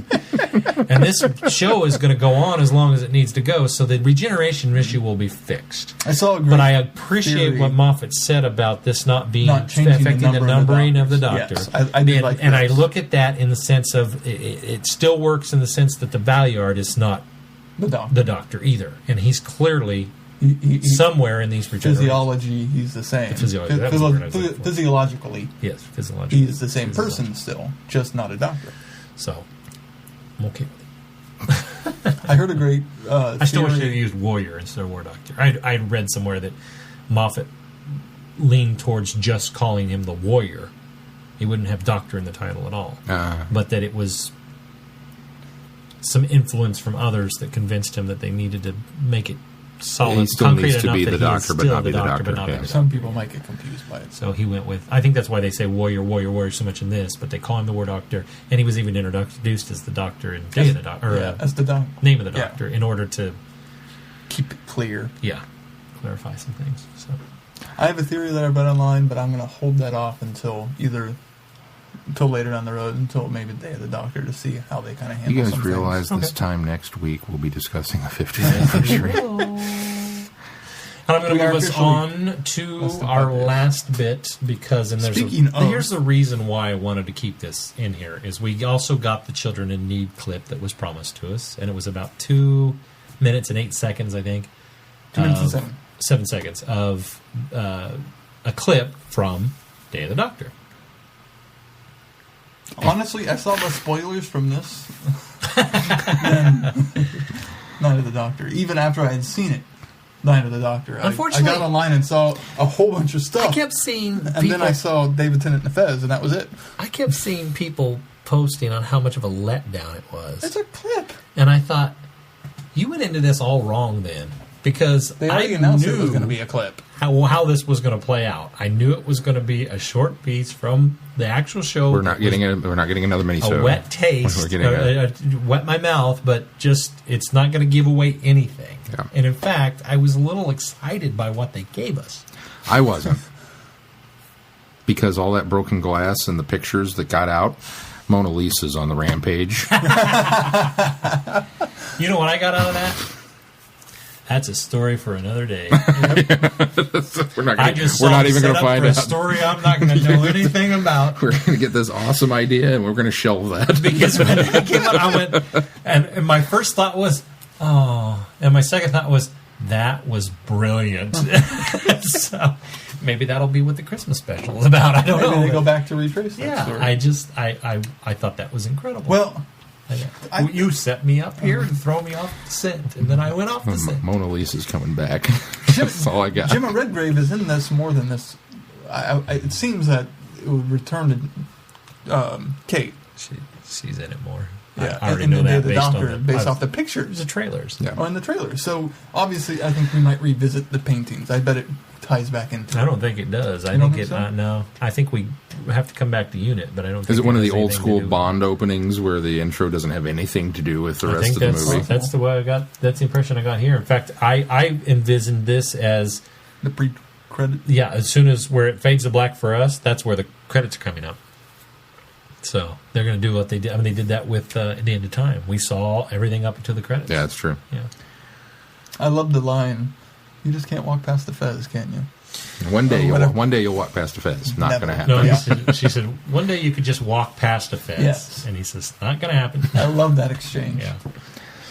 And that's really the best thing I can take away from it, because it's 2 minutes of an episode that I want to see the rest of. I like the idea. I love that we've moved beyond the Fezes are cool standpoint. We've already heard this argument. We know. He totally does the Sherlockian, no, it's not how the glass is broken, it's from where the glass is broken. And he turns around and he throws it over his shoulder. These have been broken from the inside, and it's like, oh, that's totally a Sherlock moment. And then like, huh? What? Wait. And then he has that great line of, oh, I'm starting to remember this. He says, I remember this. Well, I sort of remember this, or something like that. Yeah, gosh. I loved it. I thought it was great. It was nice. It's for a good cause, and I hope everybody goes and donates to Children in Need. Because you can. I had seen a total, and now I can't find it again. Oh, that's all right. They had raised a respectable amount. Oh, terrific. It was in pounds. Not to go back and beat that horse again, but did you guys happen to know that Night of the Doctor has generated over 2 million views in 3 days? Yeah. Are those unique views? Yes. Really? I think. I don't know. I just saw a big number. And you know what that says to me? We need more Paul McGann on our TV. All right, let's move on and move to feedback. Oh, we haven't done that yet. I was all set to talk about the 10th Doctor. Sean closed his computer and everything. Yeah, but luckily, first up is Allison. Luckily? Because he's not reading that one. Oh, okay, I got you. And I have everything pulled up. I was all set to talk about 10th Doctor and go home. Okay. Allison writes in, I'm excited for your 10th Doctor episode. I'm new to the Whoniverse. I've watched my very first episode, Rose, in May. Despite not enjoying sci-fi and having a lifelong fear of aliens... Sorry. It's not the show for you. Maybe not. She loved the show. Instantly. I watched 3 to 5 episodes a day until I got through all of Series 7 in less than a month. Wow. Jeez. That's a lot of Who. If you can get over your lifelong fear of aliens and marathon Who like that... Good job, Allison. Who knows no bounds. Good job, Allison. I'm obsessed with Doctor Who. I've got my parents and husband to watch it. I bought loads of merchandise. I've subscribed to about 30 podcasts, including your excellent one. Thank you. Thank you. I've started reading and watching other sci-fi things. I'm currently going back and watching classic episodes because I want to understand the show's history. Patrick Troughton is my favorite classic Doctor so far. I think Time Warrior is my favorite serial, despite not liking John Pertwee that much. I enjoyed watching Terror of the Zygons and listening to your recent review. It was the first serial that made me understand why Tom Baker is so beloved. I thought he was a bit standoffish in Genesis of the Daleks. The only other serial I've watched of him so far. Yeah, I can see that. I can see that too. On to the 10th Doctor. I loved Christopher Eccleston's performance as the 9th Doctor, and I still do. I don't think that I would care about the 10th Doctor nearly as much. But from the moment David Tennant stepped out of the TARDIS on the Sycorax ship going on about that great big threatening button and accidentally quoting The Lion King, and a few minutes later being entirely serious with no second chances, and his fury at Harriet Jones, I knew this was my doctor. When the widespread drooling over I find the widespread drooling over David Tennant's looks quite funny. My initial reaction to him was happiness that British television cast a lead actor who didn't have the pin-up looks that are required in Hollywood. You might get some hate mail for this. She goes on and defends herself a little. David Tennant is good-looking, but looks like someone who might live down the street from you. I would agree with that statement. The boy next door? Sure. Or the boy is a few houses down. What she said. Yeah, that's true. He doesn't look like some deity who stepped off Mount Olympus. What I find makes him most attractive is the passion he shows for Doctor Who. His wide-ranging acting ability, and particularly the fact that he seems like a really nice person, which is also quite rare amongst actors. That's the quality that makes me seek out anything he's performed in. I particularly love Broadchurch and his role as Benedict in Much Ado About Nothing alongside Catherine Tate. My pick for most representative episode is Girl in the Fireplace. It showcases his zest for life and his delight in everything he meets. Here we have his gleeful ogling of the robots and his hysterical laughter over kissing Madame de Pompadour. It highlights Tim's romantic side, which, like it or not, is a big part of his character, when he falls in love with Madame de Pompadour. It also shows what a dunce, both in romance and in general, he can be by falling for someone else right in front of Rose, and also risking Rose and Mickey's lives by saving Renette, despite knowing the time window would close. We see the romantic dunce again when he goes through Series 3 with his head in the sand about Martha's love for him. And the end of the episode also shows his capacity for grief and how attached he becomes to people in a short amount of time. His quote, "I'm always alright," as well as the obvious obliviousness that he's not alright, comes up again in Series 4, Forest of the Dead. And we also get the quintessential Doctor cleverest man in the room moments, such as when he pretends to be drunk before disabling the robots who have trapped Mickey and Rose. It's similar to his disguise at the end of Family of Blood. Incidentally, my second choice for most representative episode was Human Nature, Family of Blood. It's fitting that a two-parter where the Doctor is disguised as a human describes this most human of Doctors almost perfectly. I chose Girl in the Fireplace over it because it has more light Doctor moments mixed in with the serious and romantic aspects. Human Nature, Family of Blood are my absolute favorite Doctor Who episodes, though. I hope you find my comments helpful in preparation for your 10th Doctor show. Sorry for the super long email. Keep up the great work, and I can't wait to hear your latest episode. Allison. Allison, welcome to the show. Absolutely. And welcome to Who Fandom. Yes. And Sci-Fi Fandom. And Sci-Fi Fandom. Yeah. That's a twofer. To sci-fi. Gateway to You can't get much better. I'm sorry. It's going to be hard to top this. and I love Star Wars. I love Star Trek. I can't top it. And now she's a recovering xenophobe. Yeah. So, congratulations. James said something interesting to me the other day. He looked at me and he says, thank God for Doctor Who. I said, what do you mean? He says, think back on everything that we loved from our childhood. Star Wars, Star Trek, Superman. Well, it doesn't matter what it is. All these sci-fi things that we absolutely loved. And they've all been screwed up in some way or another.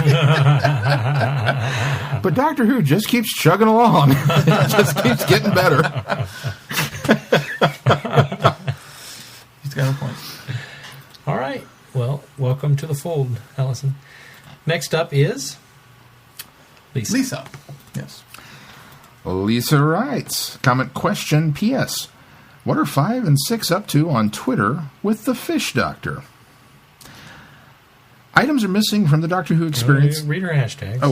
Hashtag Fish Doctor and hashtag FDR. Items are missing from the Doctor Who experience in Cardiff. According to the police report, is Mr. Davidson making his own movie short for the 50th? A little help. PPS, an adventure in time and space trailer. I can't stop watching this. It had me at, we want to do a science fiction show. Verity's line, C.S. Lewis meets H.G. Wells meets Father Christmas, is pure gold. Lisa. Agreed. Yes. We did. Some of our other listeners pointed us in this direction that Peter Davison hadn't tweeted since like June, and then he tweeted on Thursday, the day that the Night of the Doctor was released. And of course, he had some very cryptic posts. But I'm presuming that, Lisa, you're on the right track. I think this is part of a spoof that he and I think Colin both have, because Colin has made some notorious tweets for it as well. Oh, and he's been pushing towards this Twitter account. So I think this is a parody that the two are involved with that I think might be along the lines of the two weren't invited to be in the 50th anniversary, so they're making their own. So I'm excited to see what comes of that. And it looks like it's going to release whatever it is on the 50th. Is it on the 50th? I had seen the day before. I had seen it was the 22nd, but let's see. So 14 hours ago, they posted 6 days. Cometh the hour, cometh the men. Okay, so it might be on the 50th then. So I think looks like the Friday before. I don't know if you can believe anything that comes off of anybody's accounts anymore. I've said that before, that I think they're all lying to us. And apparently even Paul McGann kind of sort of stoked the fire just a bit when he said, I don't want to start any rumors, but I think he kind of looks like me. And he posted a picture of John Hurt on his Twitter account before the thing dropped. That was in reaction to there was this firestorm of Twitter activity early last week, and maybe it was even last weekend, because I thought about this to bring it up, that a lot of people were all jumping on the bandwagon that John Hurt was playing an older version of the Eighth Doctor. This because was of the eighth, semblance in his outfit. And I got the impression that was Paul's tweet. I think he sort of, because I think it was more misdirection. I think he was, you guys are onto something here, so I'll make you think you're right by posting, I think he sort of looks like me. And I think that was more misdirection, so that we wouldn't see it coming that, hey, the Eighth Doctor is actually going to regenerate. So I think that was that. I think this is more misdirection, maybe. I'm hoping that Sean is right. I'm hoping that they have an active part in the 50th Day of the Doctor in some way, because if everybody remembers, there is another minisode that was cleared by the BBC to be included on the DVDs, and it is actually called, I was getting this wrong all the way. Last Day of the Doctor. No, just Last Day. Or Last Day, yeah. Last Day. I figured it'd be Dawn of the Doctor. So that's what I thought too. They could be. That's what we talked about. Yeah.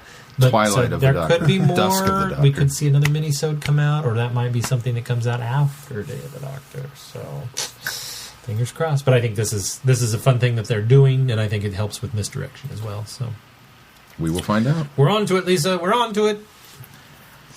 Up next, Holly, and I'll make sure I get the right one here. Okay. Because she sent two, because she corrected one. Yeah. Holly writes, 151 mini episode and 10th Doctor era. Hey guys, the Night of the Doctor. Wow, wow, wow, wow. On Thursday morning when I saw this, it was so pleasantly surprised. A friend of mine, who I had no idea was a Who fan until now, sent me an email with the link to the mini episode and just said, watch and enjoy. I was probably doing a version of one of the 11th Doctor's dances, or that of the 8th Doctor with his good-fitting shoes, when I saw and heard Paul McGann on the screen. Once I calmed myself down, I rewatched it a few times. Oh, sweet Rassilon, it was great. I love that line. There were a lot of nods to the audio adventures in this clip. Charlie, Cariz, Lucy, Molly from the Dark Eyes series. I'm not sure where Tamsin fits in. Not sure which adventures she's from. I really can't wait to see how this all plays out. For those of you curious, Tamsin fits into the 8th Doctor audio range. I believe it's the 4th season with Lucy. So okay, she's there. The rest of this week leading up to the countdown, wow, talk about a lot of Doctor Who on BBC America. Jam-packed full, that's for sure. At least the good thing is we won't have to wait too long between the airing of the Day of the Doctor and the Christmas special. There's still going to be a Christmas special, right? With all the mini-episode excitement, that little detail got lost in the vortex. That's because we don't want to acknowledge the fact that Matt's going to regenerate. The 10th Doctor retrospective wasn't too bad. I can still be sad about it. They really had to pick and choose because go back and watch there Night of was the a Doctor lot. again, you'll be okay. Sorry. I'm sorry, go ahead. You're only cheating Holly. I'm not meaning to cheat Holly. The 10th Doctor retrospective wasn't too bad. They really had to pick and choose because there was a lot of ground to cover with the 10th Doctor. Well, were there some things we wish they would have covered? Of course. The things that really made up for it for me was the fact that they were able to get Bernard Cribbins in for this retrospective. What to say about the 10th Doctor's era? We get to see some happy-go-lucky moments with the Doctor and his companions in his run, and we also get to see the darker Time Lord Victorious Doctor. Well, even though I love the Doctor, there was a moment during the Time Lord Victorious that I wanted to see him brought down a peg, or him actually listening to whoever was with him to tone it down and take a moment to think about what you just said and what you're going to do.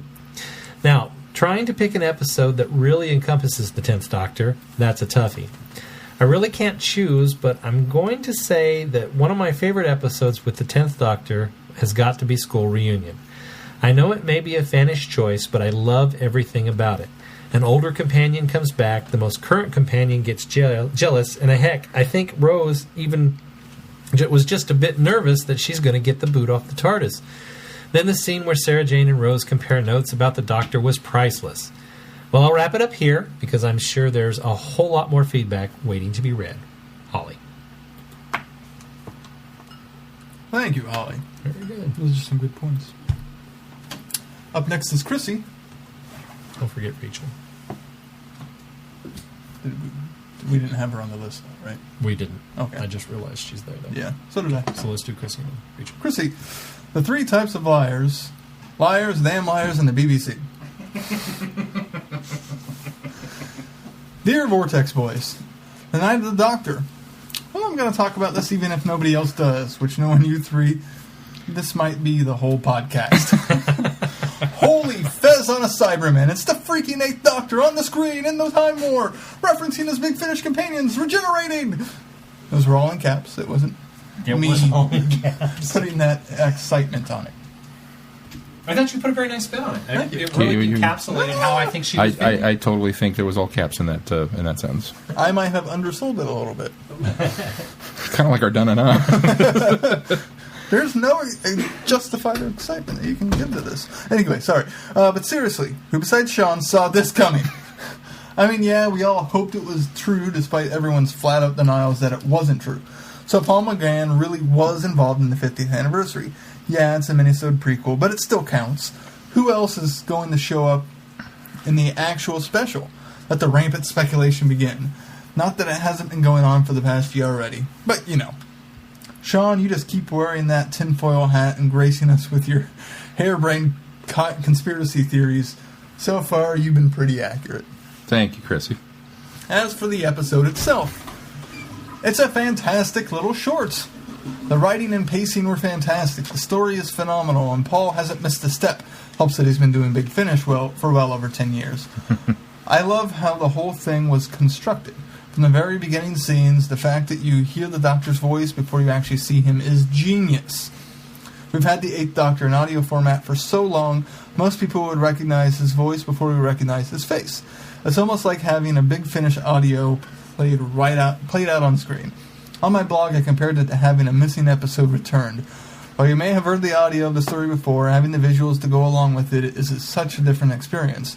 Night of the Doctor is a long overdue, beautifully told story to lead into the Day of the Doctor, and I can't wait to see what other surprises they've been lying to us about next. Yep, you read that last sentence correctly. Oh, so they've been lying to us, huh? Apparently. On to the scheduled business at hand, the 10th Doctor. The 10th Doctor revisited. When these revisited specials got into New Who, I sort of wondered what kind of approach they would take, because these are the Doctors that most people would already be familiar with. I guess they kept with the formula of introduce the Doctors to people who've never seen an episode of Doctor Who, ever. I think it works pretty well still, though that might be because we're used to them now and we've had 10 of these specials. I think they covered everything in the 10th Doctor's era pretty well, although I expected they'd bring up the Master at some point, but that's neither here nor there. All the companions get a fair shake, and the Sontarans get some attention as well. I think this one was pretty good. Certainly not the worst they've done. There's the element of, oh yeah, people already know about the 10th Doctor, so there's not a whole lot new that we have to say. Am I the only one who laughs at the BBC America promos when they say a classic Doctor Who story from 2008, or my favorite, from 2011? Just, it's funny, that's all. I agree. I laughed at those. The 10th Doctor retrospective. Well, looking at your poll, this is going to be difficult to narrow down to just one. The 10th Doctor has a lot of really good stories that showcase what his era is all about, but finally had to choose The Fires of Pompeii. As of this writing, I'm the only one who has. But let me tell you why. The Wanderers of Mars is the climax of the 10th Doctor's life. Everything that happens to him builds up to that moment in the Time Lord Victorious. Excuse me. Which is him standing above everything and everyone, while those of us who know him stare on in slack-jawed horror at what has happened. It's like, who are you and what have you done with my doctor? Everything from losing Rose to the things that happen with the Master to Donna's memory loss has built up and he finally snaps, and it's scary. I know what you're all thinking, but Chrissy, you picked The Fires of Pompeii, not Waters of Mars. Well, Waters of Mars, while it may be possibly the very best story in the 10th Doctor's era, it is not representative. The 10th Doctor is dark and brooding, yes, but that's not all. He is Tigger. He is a goofball. He's the guy fighting off fire creatures with the water gun. And most importantly, the 10th Doctor is the Doctor who needs someone. He's the one... He needs a companion, not to keep him on the straight and narrow, but not only to keep him on the straight and narrow, but also to show the people around him that the Doctor really is someone special and wonderful. Who better to do that than Donna? I may make some enemies here, but I think Donna is the very best companion that the 10th Doctor has. She doesn't take his crap, though she sees the good in him, and she brings it out. And in turn, he brings out the best in her. It is down to Donna that the Doctor saves the family from Pompeii. The Fires on Pompeii is basically the Waters of Mars, except the Doctor has a companion along to soften his darker tendencies, and to keep a moderate balance between the goofball and the converse and the Time Lord Victorious. Plus, Pompeii is also has the clues to the season-long story arc that is trademarked in the RTD era and RTD years, and really great side characters that apparently have inspired BBC casting departments since it was broadcast. And totally fun historical setting that never fails to impress. I don't know what the final tally is going to end up being, but that's my vote. Well, the next time I write to you guys, we'll have seen the 50th anniversary special. It feels like it's been forever, but at the same time, it feels like it's been absolutely no time at all. Everyone, have fun with all the parties and festivities you've got planned. All do the same thing. Have a fantastic week. Chrissy. And Chrissy posted, actually on her website, CJ's Notebook 5, she posted the wonderful Doctor Who party that they had at the Salt Lake County Library. And she graciously allowed us to repost that on ours. So be sure to go over there and check that out on either of those venues. Yes. Finally, in our feedback is Rachel. And Rachel writes... Oh, that's not... Okay. Hello, Vortex Gang. First, let me say that I am really enjoying all the bits and bobs that the BBC has been releasing over the past few weeks. I have to say I'm glad that we finally to the anniversary week, because my poor little Whovian heart can't take much more of the suspense. I'm right there with you, Rachel. Second, the Night of the Doctor. Like I said on Facebook when it dropped, oh, sweet Scorby. I was so not expecting to see McGann's Doctor. Granted, That's the one. It was Rachel's Rachel. Oh, sweet Scorby that I went, oh, Night of the Doctor. Granted, my exposure to Paul McGann's Doctor is strictly the TV movie. I'll get to his big finish audios, I promise. But I was so excited when he appeared. And the story is just so well written. Sure, it has its flaws. But what story doesn't? I saw someone complain on Tumblr about how McGann's Doctor was willing to die for the one person who hated him in the first place. But I don't agree with that idea. I see a doctor who had been doing what he'd been always doing, running around the universe with his companions, having adventures, even with the time war going on, threatening the whole of existence. The doctor had always been someone to avoid violent conflict if he could help it, but I think he knew deep down he couldn't run from the time war forever. Eventually, there would be nowhere else to run, and he'd be called up to do his part. The fact that this woman despised him so much for being a Time Lord, coupled with the fact that he was, for all intents and purposes, already dead, was just the straw that broke the proverbial camel's back. With the Sisterhood's offer, he could regenerate and become someone different than who he had been, and go into battle not as the Doctor, and in a way, preserve the name that he held so dear. Very well said. And you know, it kind of canonizes my unicorn story, too. Because he says, I help where I can. Okay, that was a stretch. Did I mention Paul McGann was in this? 10, 10, 10. What can I say about the 10th Doctor? As much as I really love Chris and the 9th Doctor, after all, he was my first Doctor, it was David Tennant's Doctor that really got me hooked and cemented by love for Doctor Who. He was so funny, goofy, dorky, adorable, alien, and yet so human at the same time. He wasn't perfect. He could be arrogant and brash. He lost so much. Rose, the Master, Donna, and knowing the Ood's prophecy of his death got the best of him toward the end. But he redeemed himself, sacrificing himself to save Wilf. I think by the time we got to the specials at the end of his run, especially the end of time, we saw some of David peeking through, grieving the ending of his childhood dream to play the Doctor. When the Doctor says, I don't want to go, I really believe that was David more than his Doctor. I imagine leaving a role like that was like leaving school. You've made great friends, had amazing experiences, and grown as a person, and logically you know it's time to move on. But a part of you wants to hold on to the familiar and comfortable. I'm glad to see his Doctor returning in the 50th. I know he gets the character and the show and what it means to be a fan, and I can't wait to see his Doctor play off Matt Smith's. That's all I have to say for this week. I have to go check and see how my crow is faring in the oven and get the chips started. Rachel. I want to springboard off of her eating crow because I think I'm having a little serving myself this week. Although I don't think this is how you expect. I don't think you even expected what happened with Paul McGann this week. I don't think anybody expected. No, but I think Sean was probably the closest to being somewhat right on this one.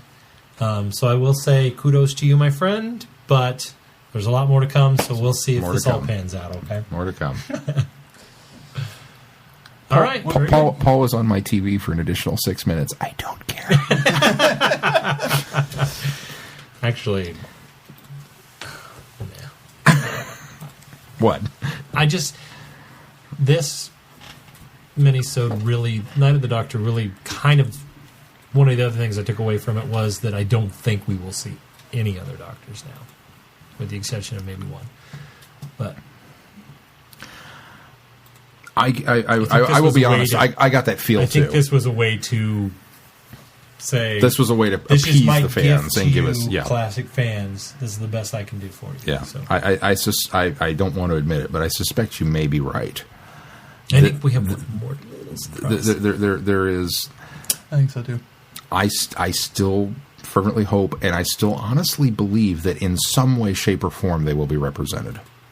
I think so too. Even in audio. Even I think it'll be. I'm beginning to believe it'll be audio clips. I can see that. But they'll be in there. I don't know how, but You're still standing by that. I'm still standing by it. They'll be in there somewhere. But yeah, that's the one thing that this kind of almost. I'm still kind of blown away by the fact that we're really getting the Time War in a way that and I don't know if I don't think we're getting a full blown. I don't think we're getting that. But I'm still kind of surprised that we're getting the moment. I'm just surprised that we're getting as much as we've gotten.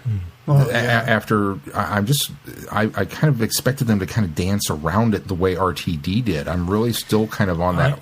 I think Moffat wants to tie up all of those loose ties. I think he wants to say, we've been teasing you for 8 years now. Here's your payoff for what you. This is we're gonna give you enough so that we've answered the questions and move on. I mean, we're not going to get the little things like what the Nightmare Child was, Yeah, the no, Fall of no, no. Acadia. We're not going to get those. Those are going to be nice. I mean, do you think he talked lore to? Do you think he adventure. talked to Russell and asked, "Hey, can I dabble?" I would think so. Oh, I think so. And I think Russell probably gave him his blessing a long time ago on where he went with it, or he wouldn't have picked him That's probably true too. to helmet. So, but yeah, I think he got with Russell and said, I wonder if he picked Russell's brain a little bit and said, what were you thinking here, so I don't stray off too much. And I bet Russell said, you know what, you do what you want with it. He said, I think it's in good hands. That's how I pictured that whole. I think it was the respect of Moffat saying, I want to do something. Can you give me some help here? And I think RTD saying, I don't think you need any help. I think you're going to do just fine. So I think it was kind of that mutual respect. So anyway. That's how I imagine it, anyway. We'll probably discuss a lot more of this next week. Yes. Yeah. Yes. All right, so feedback's out of the way, so let's get the next piece out of the way. The Doctor's Revisited. The 10th Doctor. You're shaking your head like... I liked this one. It's probably one of the best they've done, here's the but problem. it's easy to do this. Here's the problem. Yeah. Here's the problem. I'm tired of these. I'm glad we're getting to the 11th Doctor. They almost should have stopped. I'm really after tired 8. of us belly aching every week over little things, and no offense to everybody, but belly aching every week and talking about how this one was better than this one, and we didn't get this person in here. Because really, I've gone back and I've looked at all these again, and I don't know why I keep beating myself up over this. They're just really all what they are. And They're not for you. I can't believe we've picked each of these apart 1 month at a time that they've released. And so that's... I enjoyed this one. I was glad to see Bernard Cribbins. That's my review of the 10th Doctor Revisited. My only thought of the 10th Doctor Revisited was really... I'm sorry. I'm getting in that. More surprised that they only mentioned to the Master was when David was talking about how awesome Martha is. Yep. And I like that Martha got her dues because she, I think, often gets overlooked. Yeah. That's really all I have to say about this one. I liked this one a lot. I think it was head and shoulders above many of the last several that they've You were done. going to go to the 8th Doctor, weren't you? I was not going to talk about that travesty of a documentary. They need to redo it now, include Night of the Doctor. Yeah, they've got some archival footage they can use now. And a classic episode from 2013. Look, now we have 76 minutes. Odd Duck Phil asked me, he says, so when you guys, when you're planning your schedules for more Friday Night Who, he says, are you ever going to do, just because now you've got 2 McGanns that you can watch, are you ever going to do Night of the Doctor by itself? It's like, yeah, I'll throw that on the schedule one night. 6 minutes. Good night, everybody. We're done. I think all of us on Thursday, when we tweeted along, went and watched it right afterwards. Yeah.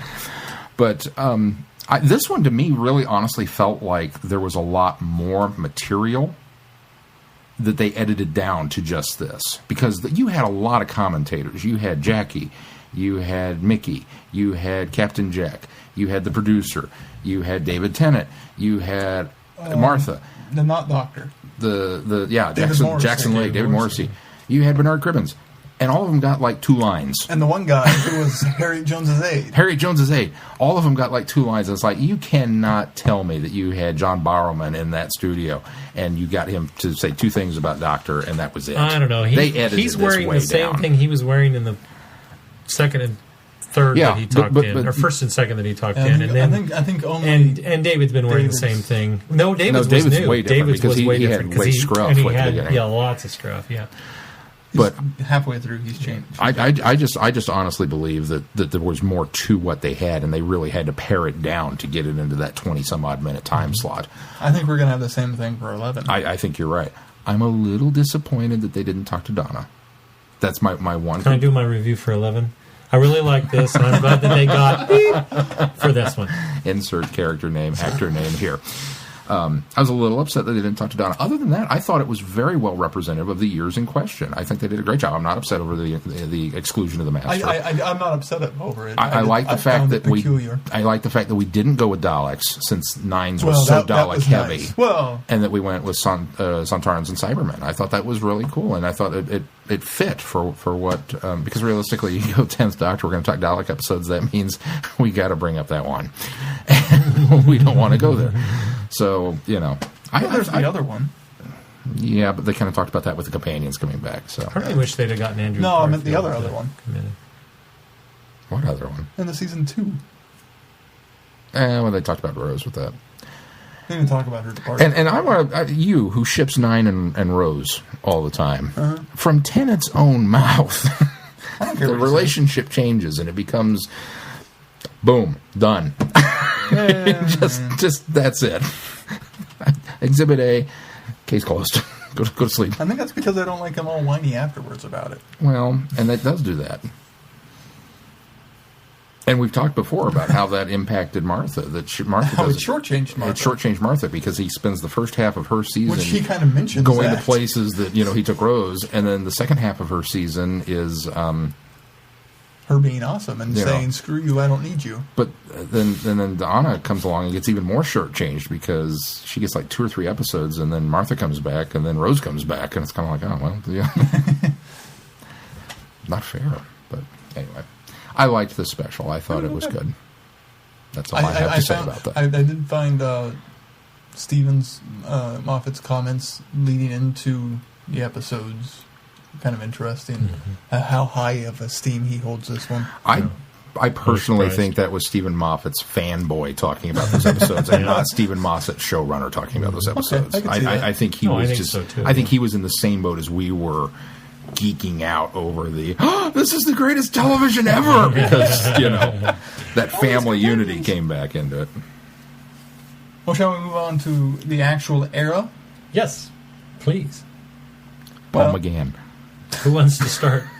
Should we go with what the votes was? Yeah, let's find out what the votes were. The votes? Oh, you have it pulled up? I have it pulled up. 22% of the votes went to Utopia, Sound of Drums, and Last of the Time Lords. Total of 6 votes. Boo! I like that 3-parter. Not as most representative. Second place, Girl in the Fireplace with 15% and 4 votes. Stolen Earth, Journey's End tied for second place. Human Nature, Family of Blood came in third with 11%. Waters of Mars tied for third. Silence in the Library, Force of the Dead 7, tied with School Reunion. Tight voting here. Midnight and Voyage of the Damned and Fires of Pompeii tied for the last. And then the rest didn't get any votes. Well, and I'll tell you, I'll start on this one because mine wasn't even on the list. The one that I voted for is the most representative of David Tennant's era. Day of the Doctor. It got not included from the list. You voted for Time Crash? No, Attack of the Grask. Oh. Because this I gotta hear. Really encapsulates the best of the Doctor, and the reason being is because of the companion in this one. I think the companion really brings out the best in it. That's some sarcasm. The companion's me. In this special interactive episode, I get to be the companion. So see, that's why it's the worst for me. I loved it. It was fantastic. It's the best. No, really, I finally came down on my favorite, or Girl's second favorite. Yeah, I couldn't really go for Blink because there's not enough there of the Doctor. But yeah, I ended up voting for Girl in the Fireplace. Although, hey, wait a minute, was Blink even on the list? Did I preclude? Did I included Blink? Oh, I'm sorry. I hope I didn't cheat anybody. Nobody commented. No, it's there. Is it there? It's there. Good. Oh, there it is. I went with Girl in the Fireplace just because, and I'm going to echo a lot of what Allison said about it. Was just you get a lot of facets of the Doctor. I think, unfortunately, you don't get the grim, dark Doctor that I think is prevalent through a lot of the 10th Doctor's era. So that's where it falls down as being best representative. But I really... It has almost everything else. Yeah, it really does. I mean, it's got happy-go-lucky, it's got the romance, it's got the drama, the desperation, the sadness. It's got it really runs the gamut of emotions for the 10th Doctor. And I think it has the feels. Yeah, all of the feels are there. The determination, just...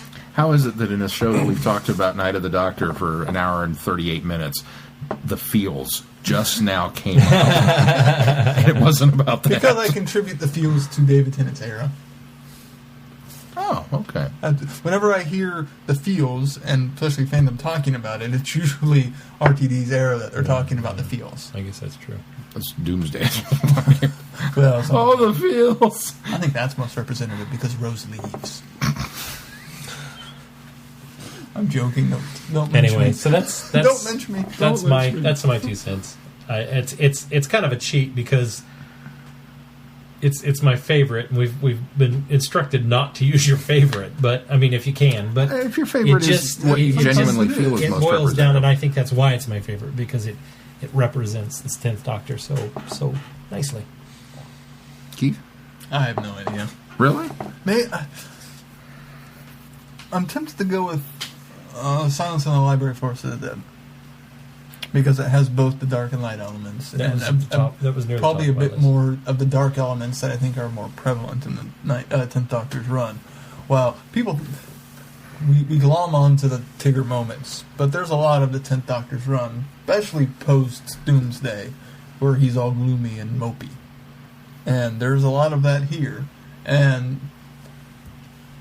part of why I may choose this is because I like River Song so much. And that's set up and built into my Doctor's era is... And honestly, it's probably the... If we don't count Blink, which was a Dr. Light story, this was my first 10th Doctor story, was those 2 episodes. If I remember correctly. I think you might be right because we were working our way through 11 and we had to watch. We had to do an Angels. So yeah, you did watch Blink, but then we immediately followed because we didn't do anything for the Daleks. No. Well, we did, but later. Yeah. Later, we did that for Dalek. Right. Yeah. Yeah. So yeah. So I think when I think of the 10th Doctor, I think this might be the one that just pops to my mind. I actually had a lot of trouble voting on this one. There were so many that I kind of kept bouncing around, going, well, it could be this one, could be this one, and I mean, I thought very seriously Waters of Mars, but that one I kind of discounted early because it's more of the dark Time Lord, the Time Lord Victorious, which I like. It's a great episode. And it's a great episode. It is such a good episode. But yeah, I just as representative. Human Nature, Family Blood, I considered for a long time, but kind of that same reason that I don't think you can count Blink. The Doctor's not really in it enough to be representative of that. And even though we get shadows of his real person. Yeah. It's not the same. It's not him, yeah. And you get that great hook at the end again with him being angry and the vengeful, but that's not really what I think of when I think of this. I thought about Stolen Earth Journey's End, but that one is all, as we've said before, it's all fan wank. It's all companions and family reuniting, which doesn't say 10th Doctor to me. But this was also at the top of my list. I think you're about to say the same thing. Family being a big influence in the 10th Doctor's run. Yeah, no, yes, I agree with that. Agreed. Not to mention, this was another one that was at the top of my list. I almost went with this one because we get 2 representations of the Doctor here. We get the... You kind of get both elements of it. The war-torn, angry Doctor that Rose first met, and that's alluded to at the very end when, he explains that that's why he needs her. And so we've got 2 elements of the Doctor, and we've got that real... just compassion for Donna in the sense that he has to do the thing that he has to do, and it just tears him up inside. But we get all of those moments and shadows. I mean, he never seems to recognize where he's going as Time Lord Victorious, but he sure recognizes when his companions have become warriors, and I think that's really demonstrated the best with Davros pointing that out to him. And it's a great exploration of that idea. Yeah. So I almost went there because of those reasons. I almost did, too. I almost went, honestly, with Christmas Invasion. Because even though... he's out of that most of that even though he's out of it for most of it, the 10 minutes at the end that he is in it... huge impact. It sums up everything about his run. He goes from being... He goes from being funny and in his pajamas and making Lion King jokes, bouncing around the room, to... verbally berating the guy for don't interrupt me when I'm talking, I'll get to you in a minute, checking on his companions and having the family atmosphere around him at the time. And then we get into a sword fight, which sword fights in Doctor Who are always cool. And then we get that darkness that creeps in when he sends them away after a good scolding. You go home and tell him that this place is protected. Well, and we angry. get the no second chances. And we get no second chances. And then he whirls on Harriet. and go, and so it's like really in 10 minutes you manage to really sum up everything that you're going to do in this whole run. I thought about Girl in the Fireplace for all the reasons that you mentioned, but it doesn't have the no second chances part. That's the one thing I kind of kept coming back on. I was like, I don't know if I can do that. And so ultimately, after everything was all said and done, and I kept bouncing around these episodes all month long, going, what am I going to settle on? It wasn't all month, because I only had this up for 2 weeks. I knew it was, I knew it was coming. Oh, okay. Spoilers. I knew it was coming. So, and I kept looking. I went back to Stolen Earth Journey's End and decided that was the one that I was going to pick. For all of the things that we talked about, that it is family, and that it is, the importance of him. And you do get 2 tastes of him, and you get the happy, bouncy doctor, and you get the not-so-happy doctor, and for all of that. And I think that sums up this era, and really probably sums up the RTD years in general the best, because it is such a composite look of, this is what I did with the show. And I think David Tennant's run during that time really makes sense. So... That's finally where I came down on that. 2-parter for me, more than End of Time, feels like the nice little bow at the top. Yeah. Of RTD's era, and it's like, oh wait, he didn't regenerate. We got to do these specials now. Yeah. Which is a shame, because End of Time really, really, really works until you get into the plot and the master. Mm-hmm. Yeah. It's true. There's so many things to like about End of Time until you get to the rest of it. Until you get what it's really about. Yeah. So, yeah, I really did have a hard time with it, and I sought outside counsel. I talked to Odd Duck Phil this week quite a bit, and we discussed in depth some of the 10th Doctor's things, and he came up. I have a challenge for all of you listeners out there based on Odd Duck Phil's recommendation, because unfortunately with baby and everything going on in his life, he's a little behind, and he hasn't been writing in feedback, but he wanted me to present this to you. We've said it before, other people have said it before, that David Tennant is the Tigger Doctor. All of a sudden, we went off on this very strange tangent of trying to assign other Winnie the Pooh characters to the doctors and who's what. And he asked me the question, and I immediately blurted out, well, Owl is definitely 6 because he's pompous and full of himself and loves to talk. He loves the sound of his own voice. That totally works. So from there, I want to hear your guys. I got one. Second Doctor is Piglet. Oh, the second Doctor is totally Absolutely. Piglet. And really, the first Doctor is almost Eeyore. I would say Rabbit. Yeah. Oh, yeah. I'd say Rabbit. Rabbit. Yeah. Brash, know-it-all. Yeah, Rabbit. I would say 11 is Rue. I could see that. Yeah, totally. I can totally. I didn't have anybody for him, but yeah. I could buy now, unfortunately, there aren't enough characters in Pooh to round out all the Doctors, so you may have to borrow elements from both, or just count the ones you think are important. But send us your memes and your Tumblr accounts now. Go nuts with this, because I think there's a fantastic little nugget of fun in this. Yeah. But yeah, just as soon as he said that, I was like. And appropriately, Katrina came over and we watched Winnie the Pooh this week. So it was like, I was going, that's so-and-so, that's so-and-so, that's so-and-so. I'm trying to think of who Gopher would be. Yeah, that's what I hit on. I was like, well, the only one that I can think of is Gopher. Well, there's We're not Tango. going to go there. Not going to go there. No, I meant that could conceivably be. So Tango's Ramona? I think 5 is Christopher Robin. I can see that. I can see that. Not only in looks, but in temperament and just the... We're ruining this for everybody. Yeah, I'm sorry. I'm spoiling the whole list now. But You got the schedule ready? come up with your list and let us know what you think. I like that. Sean, we're going coming up on the schedule. I had it ready, and then I realized it rolled over to the next page. Apologies. There it is. Oops, there it is. So what are we doing this week? Oh, well, okay. Impromptu, official notice, impromptu. Official notice, impromptu. Official notice Friends. of our impromptu Who with Friends that we'll be doing The Brain of Morbius on Thursday night, because we just haven't quite got enough of the mini-sode out of our systems yet, and we want to go back and watch that. Go rewatch. Check with check on Twitter for a finalized time that Brittany hopefully will Time to be announced. to announce. But I'm Probably on Twitter. I'm expecting probably between 11:15 and 11:30 Central Daylight Time, 11:30 seems to work really Standard well Time. last That seems to work real well. And Unfortunately, Rachel's the only one that has a hard time with that, because she works and then she's actually a time zone ahead of everybody else. Yeah, so it's now Brittany really is late. in Mountain Time now. So we're dealing with the limitations of what we have. The guys have to work. And then our official Friday Night Who, we're continuing our countdown of 11 Doctors, and so we are number 1. We are here. We are at the end of the list.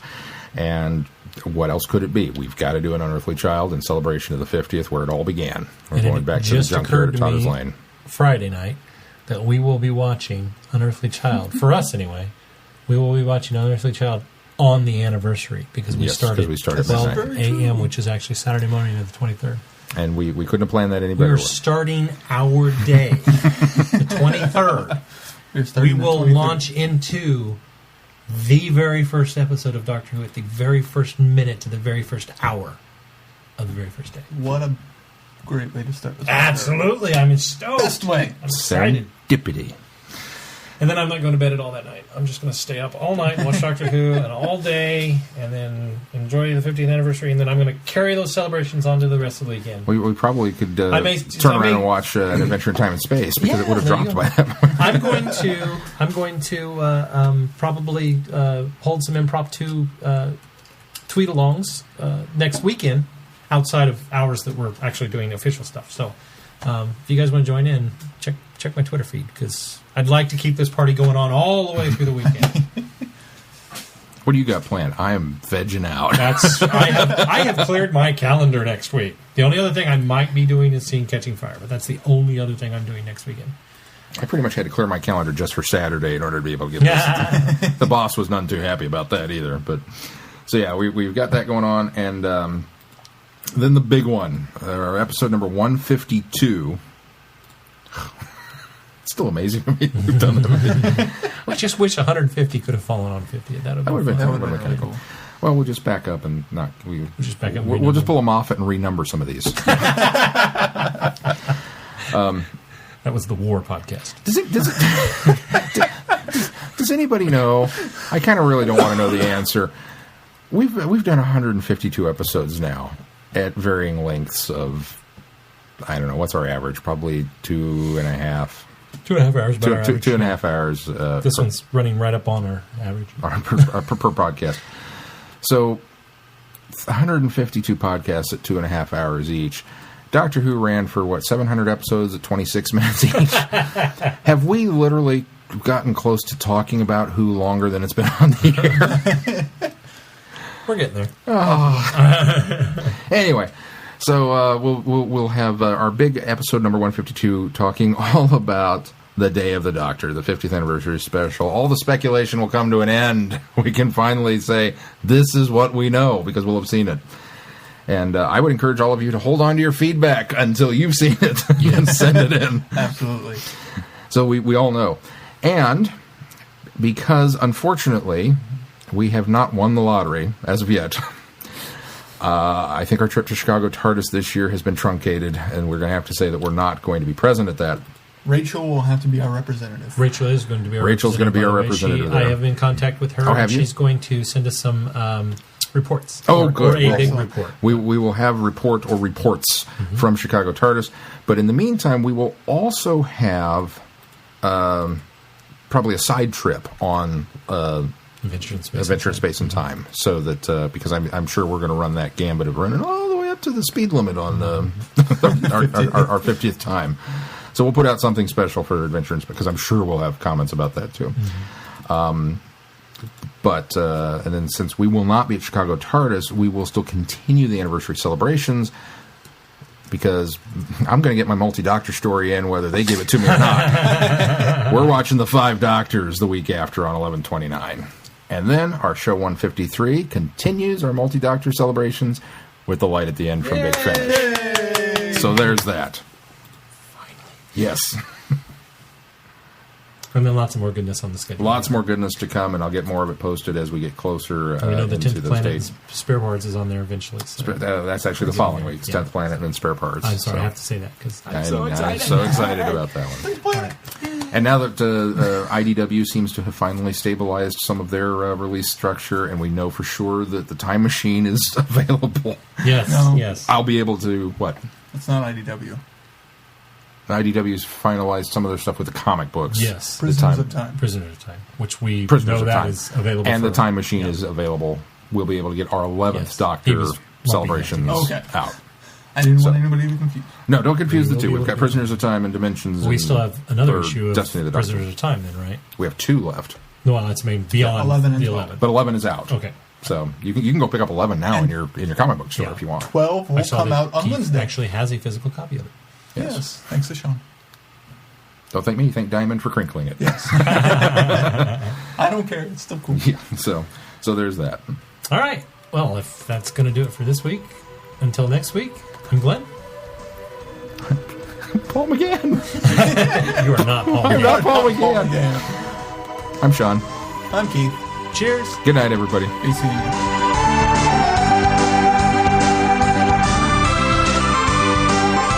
You have been listening to Traveling the Vortex.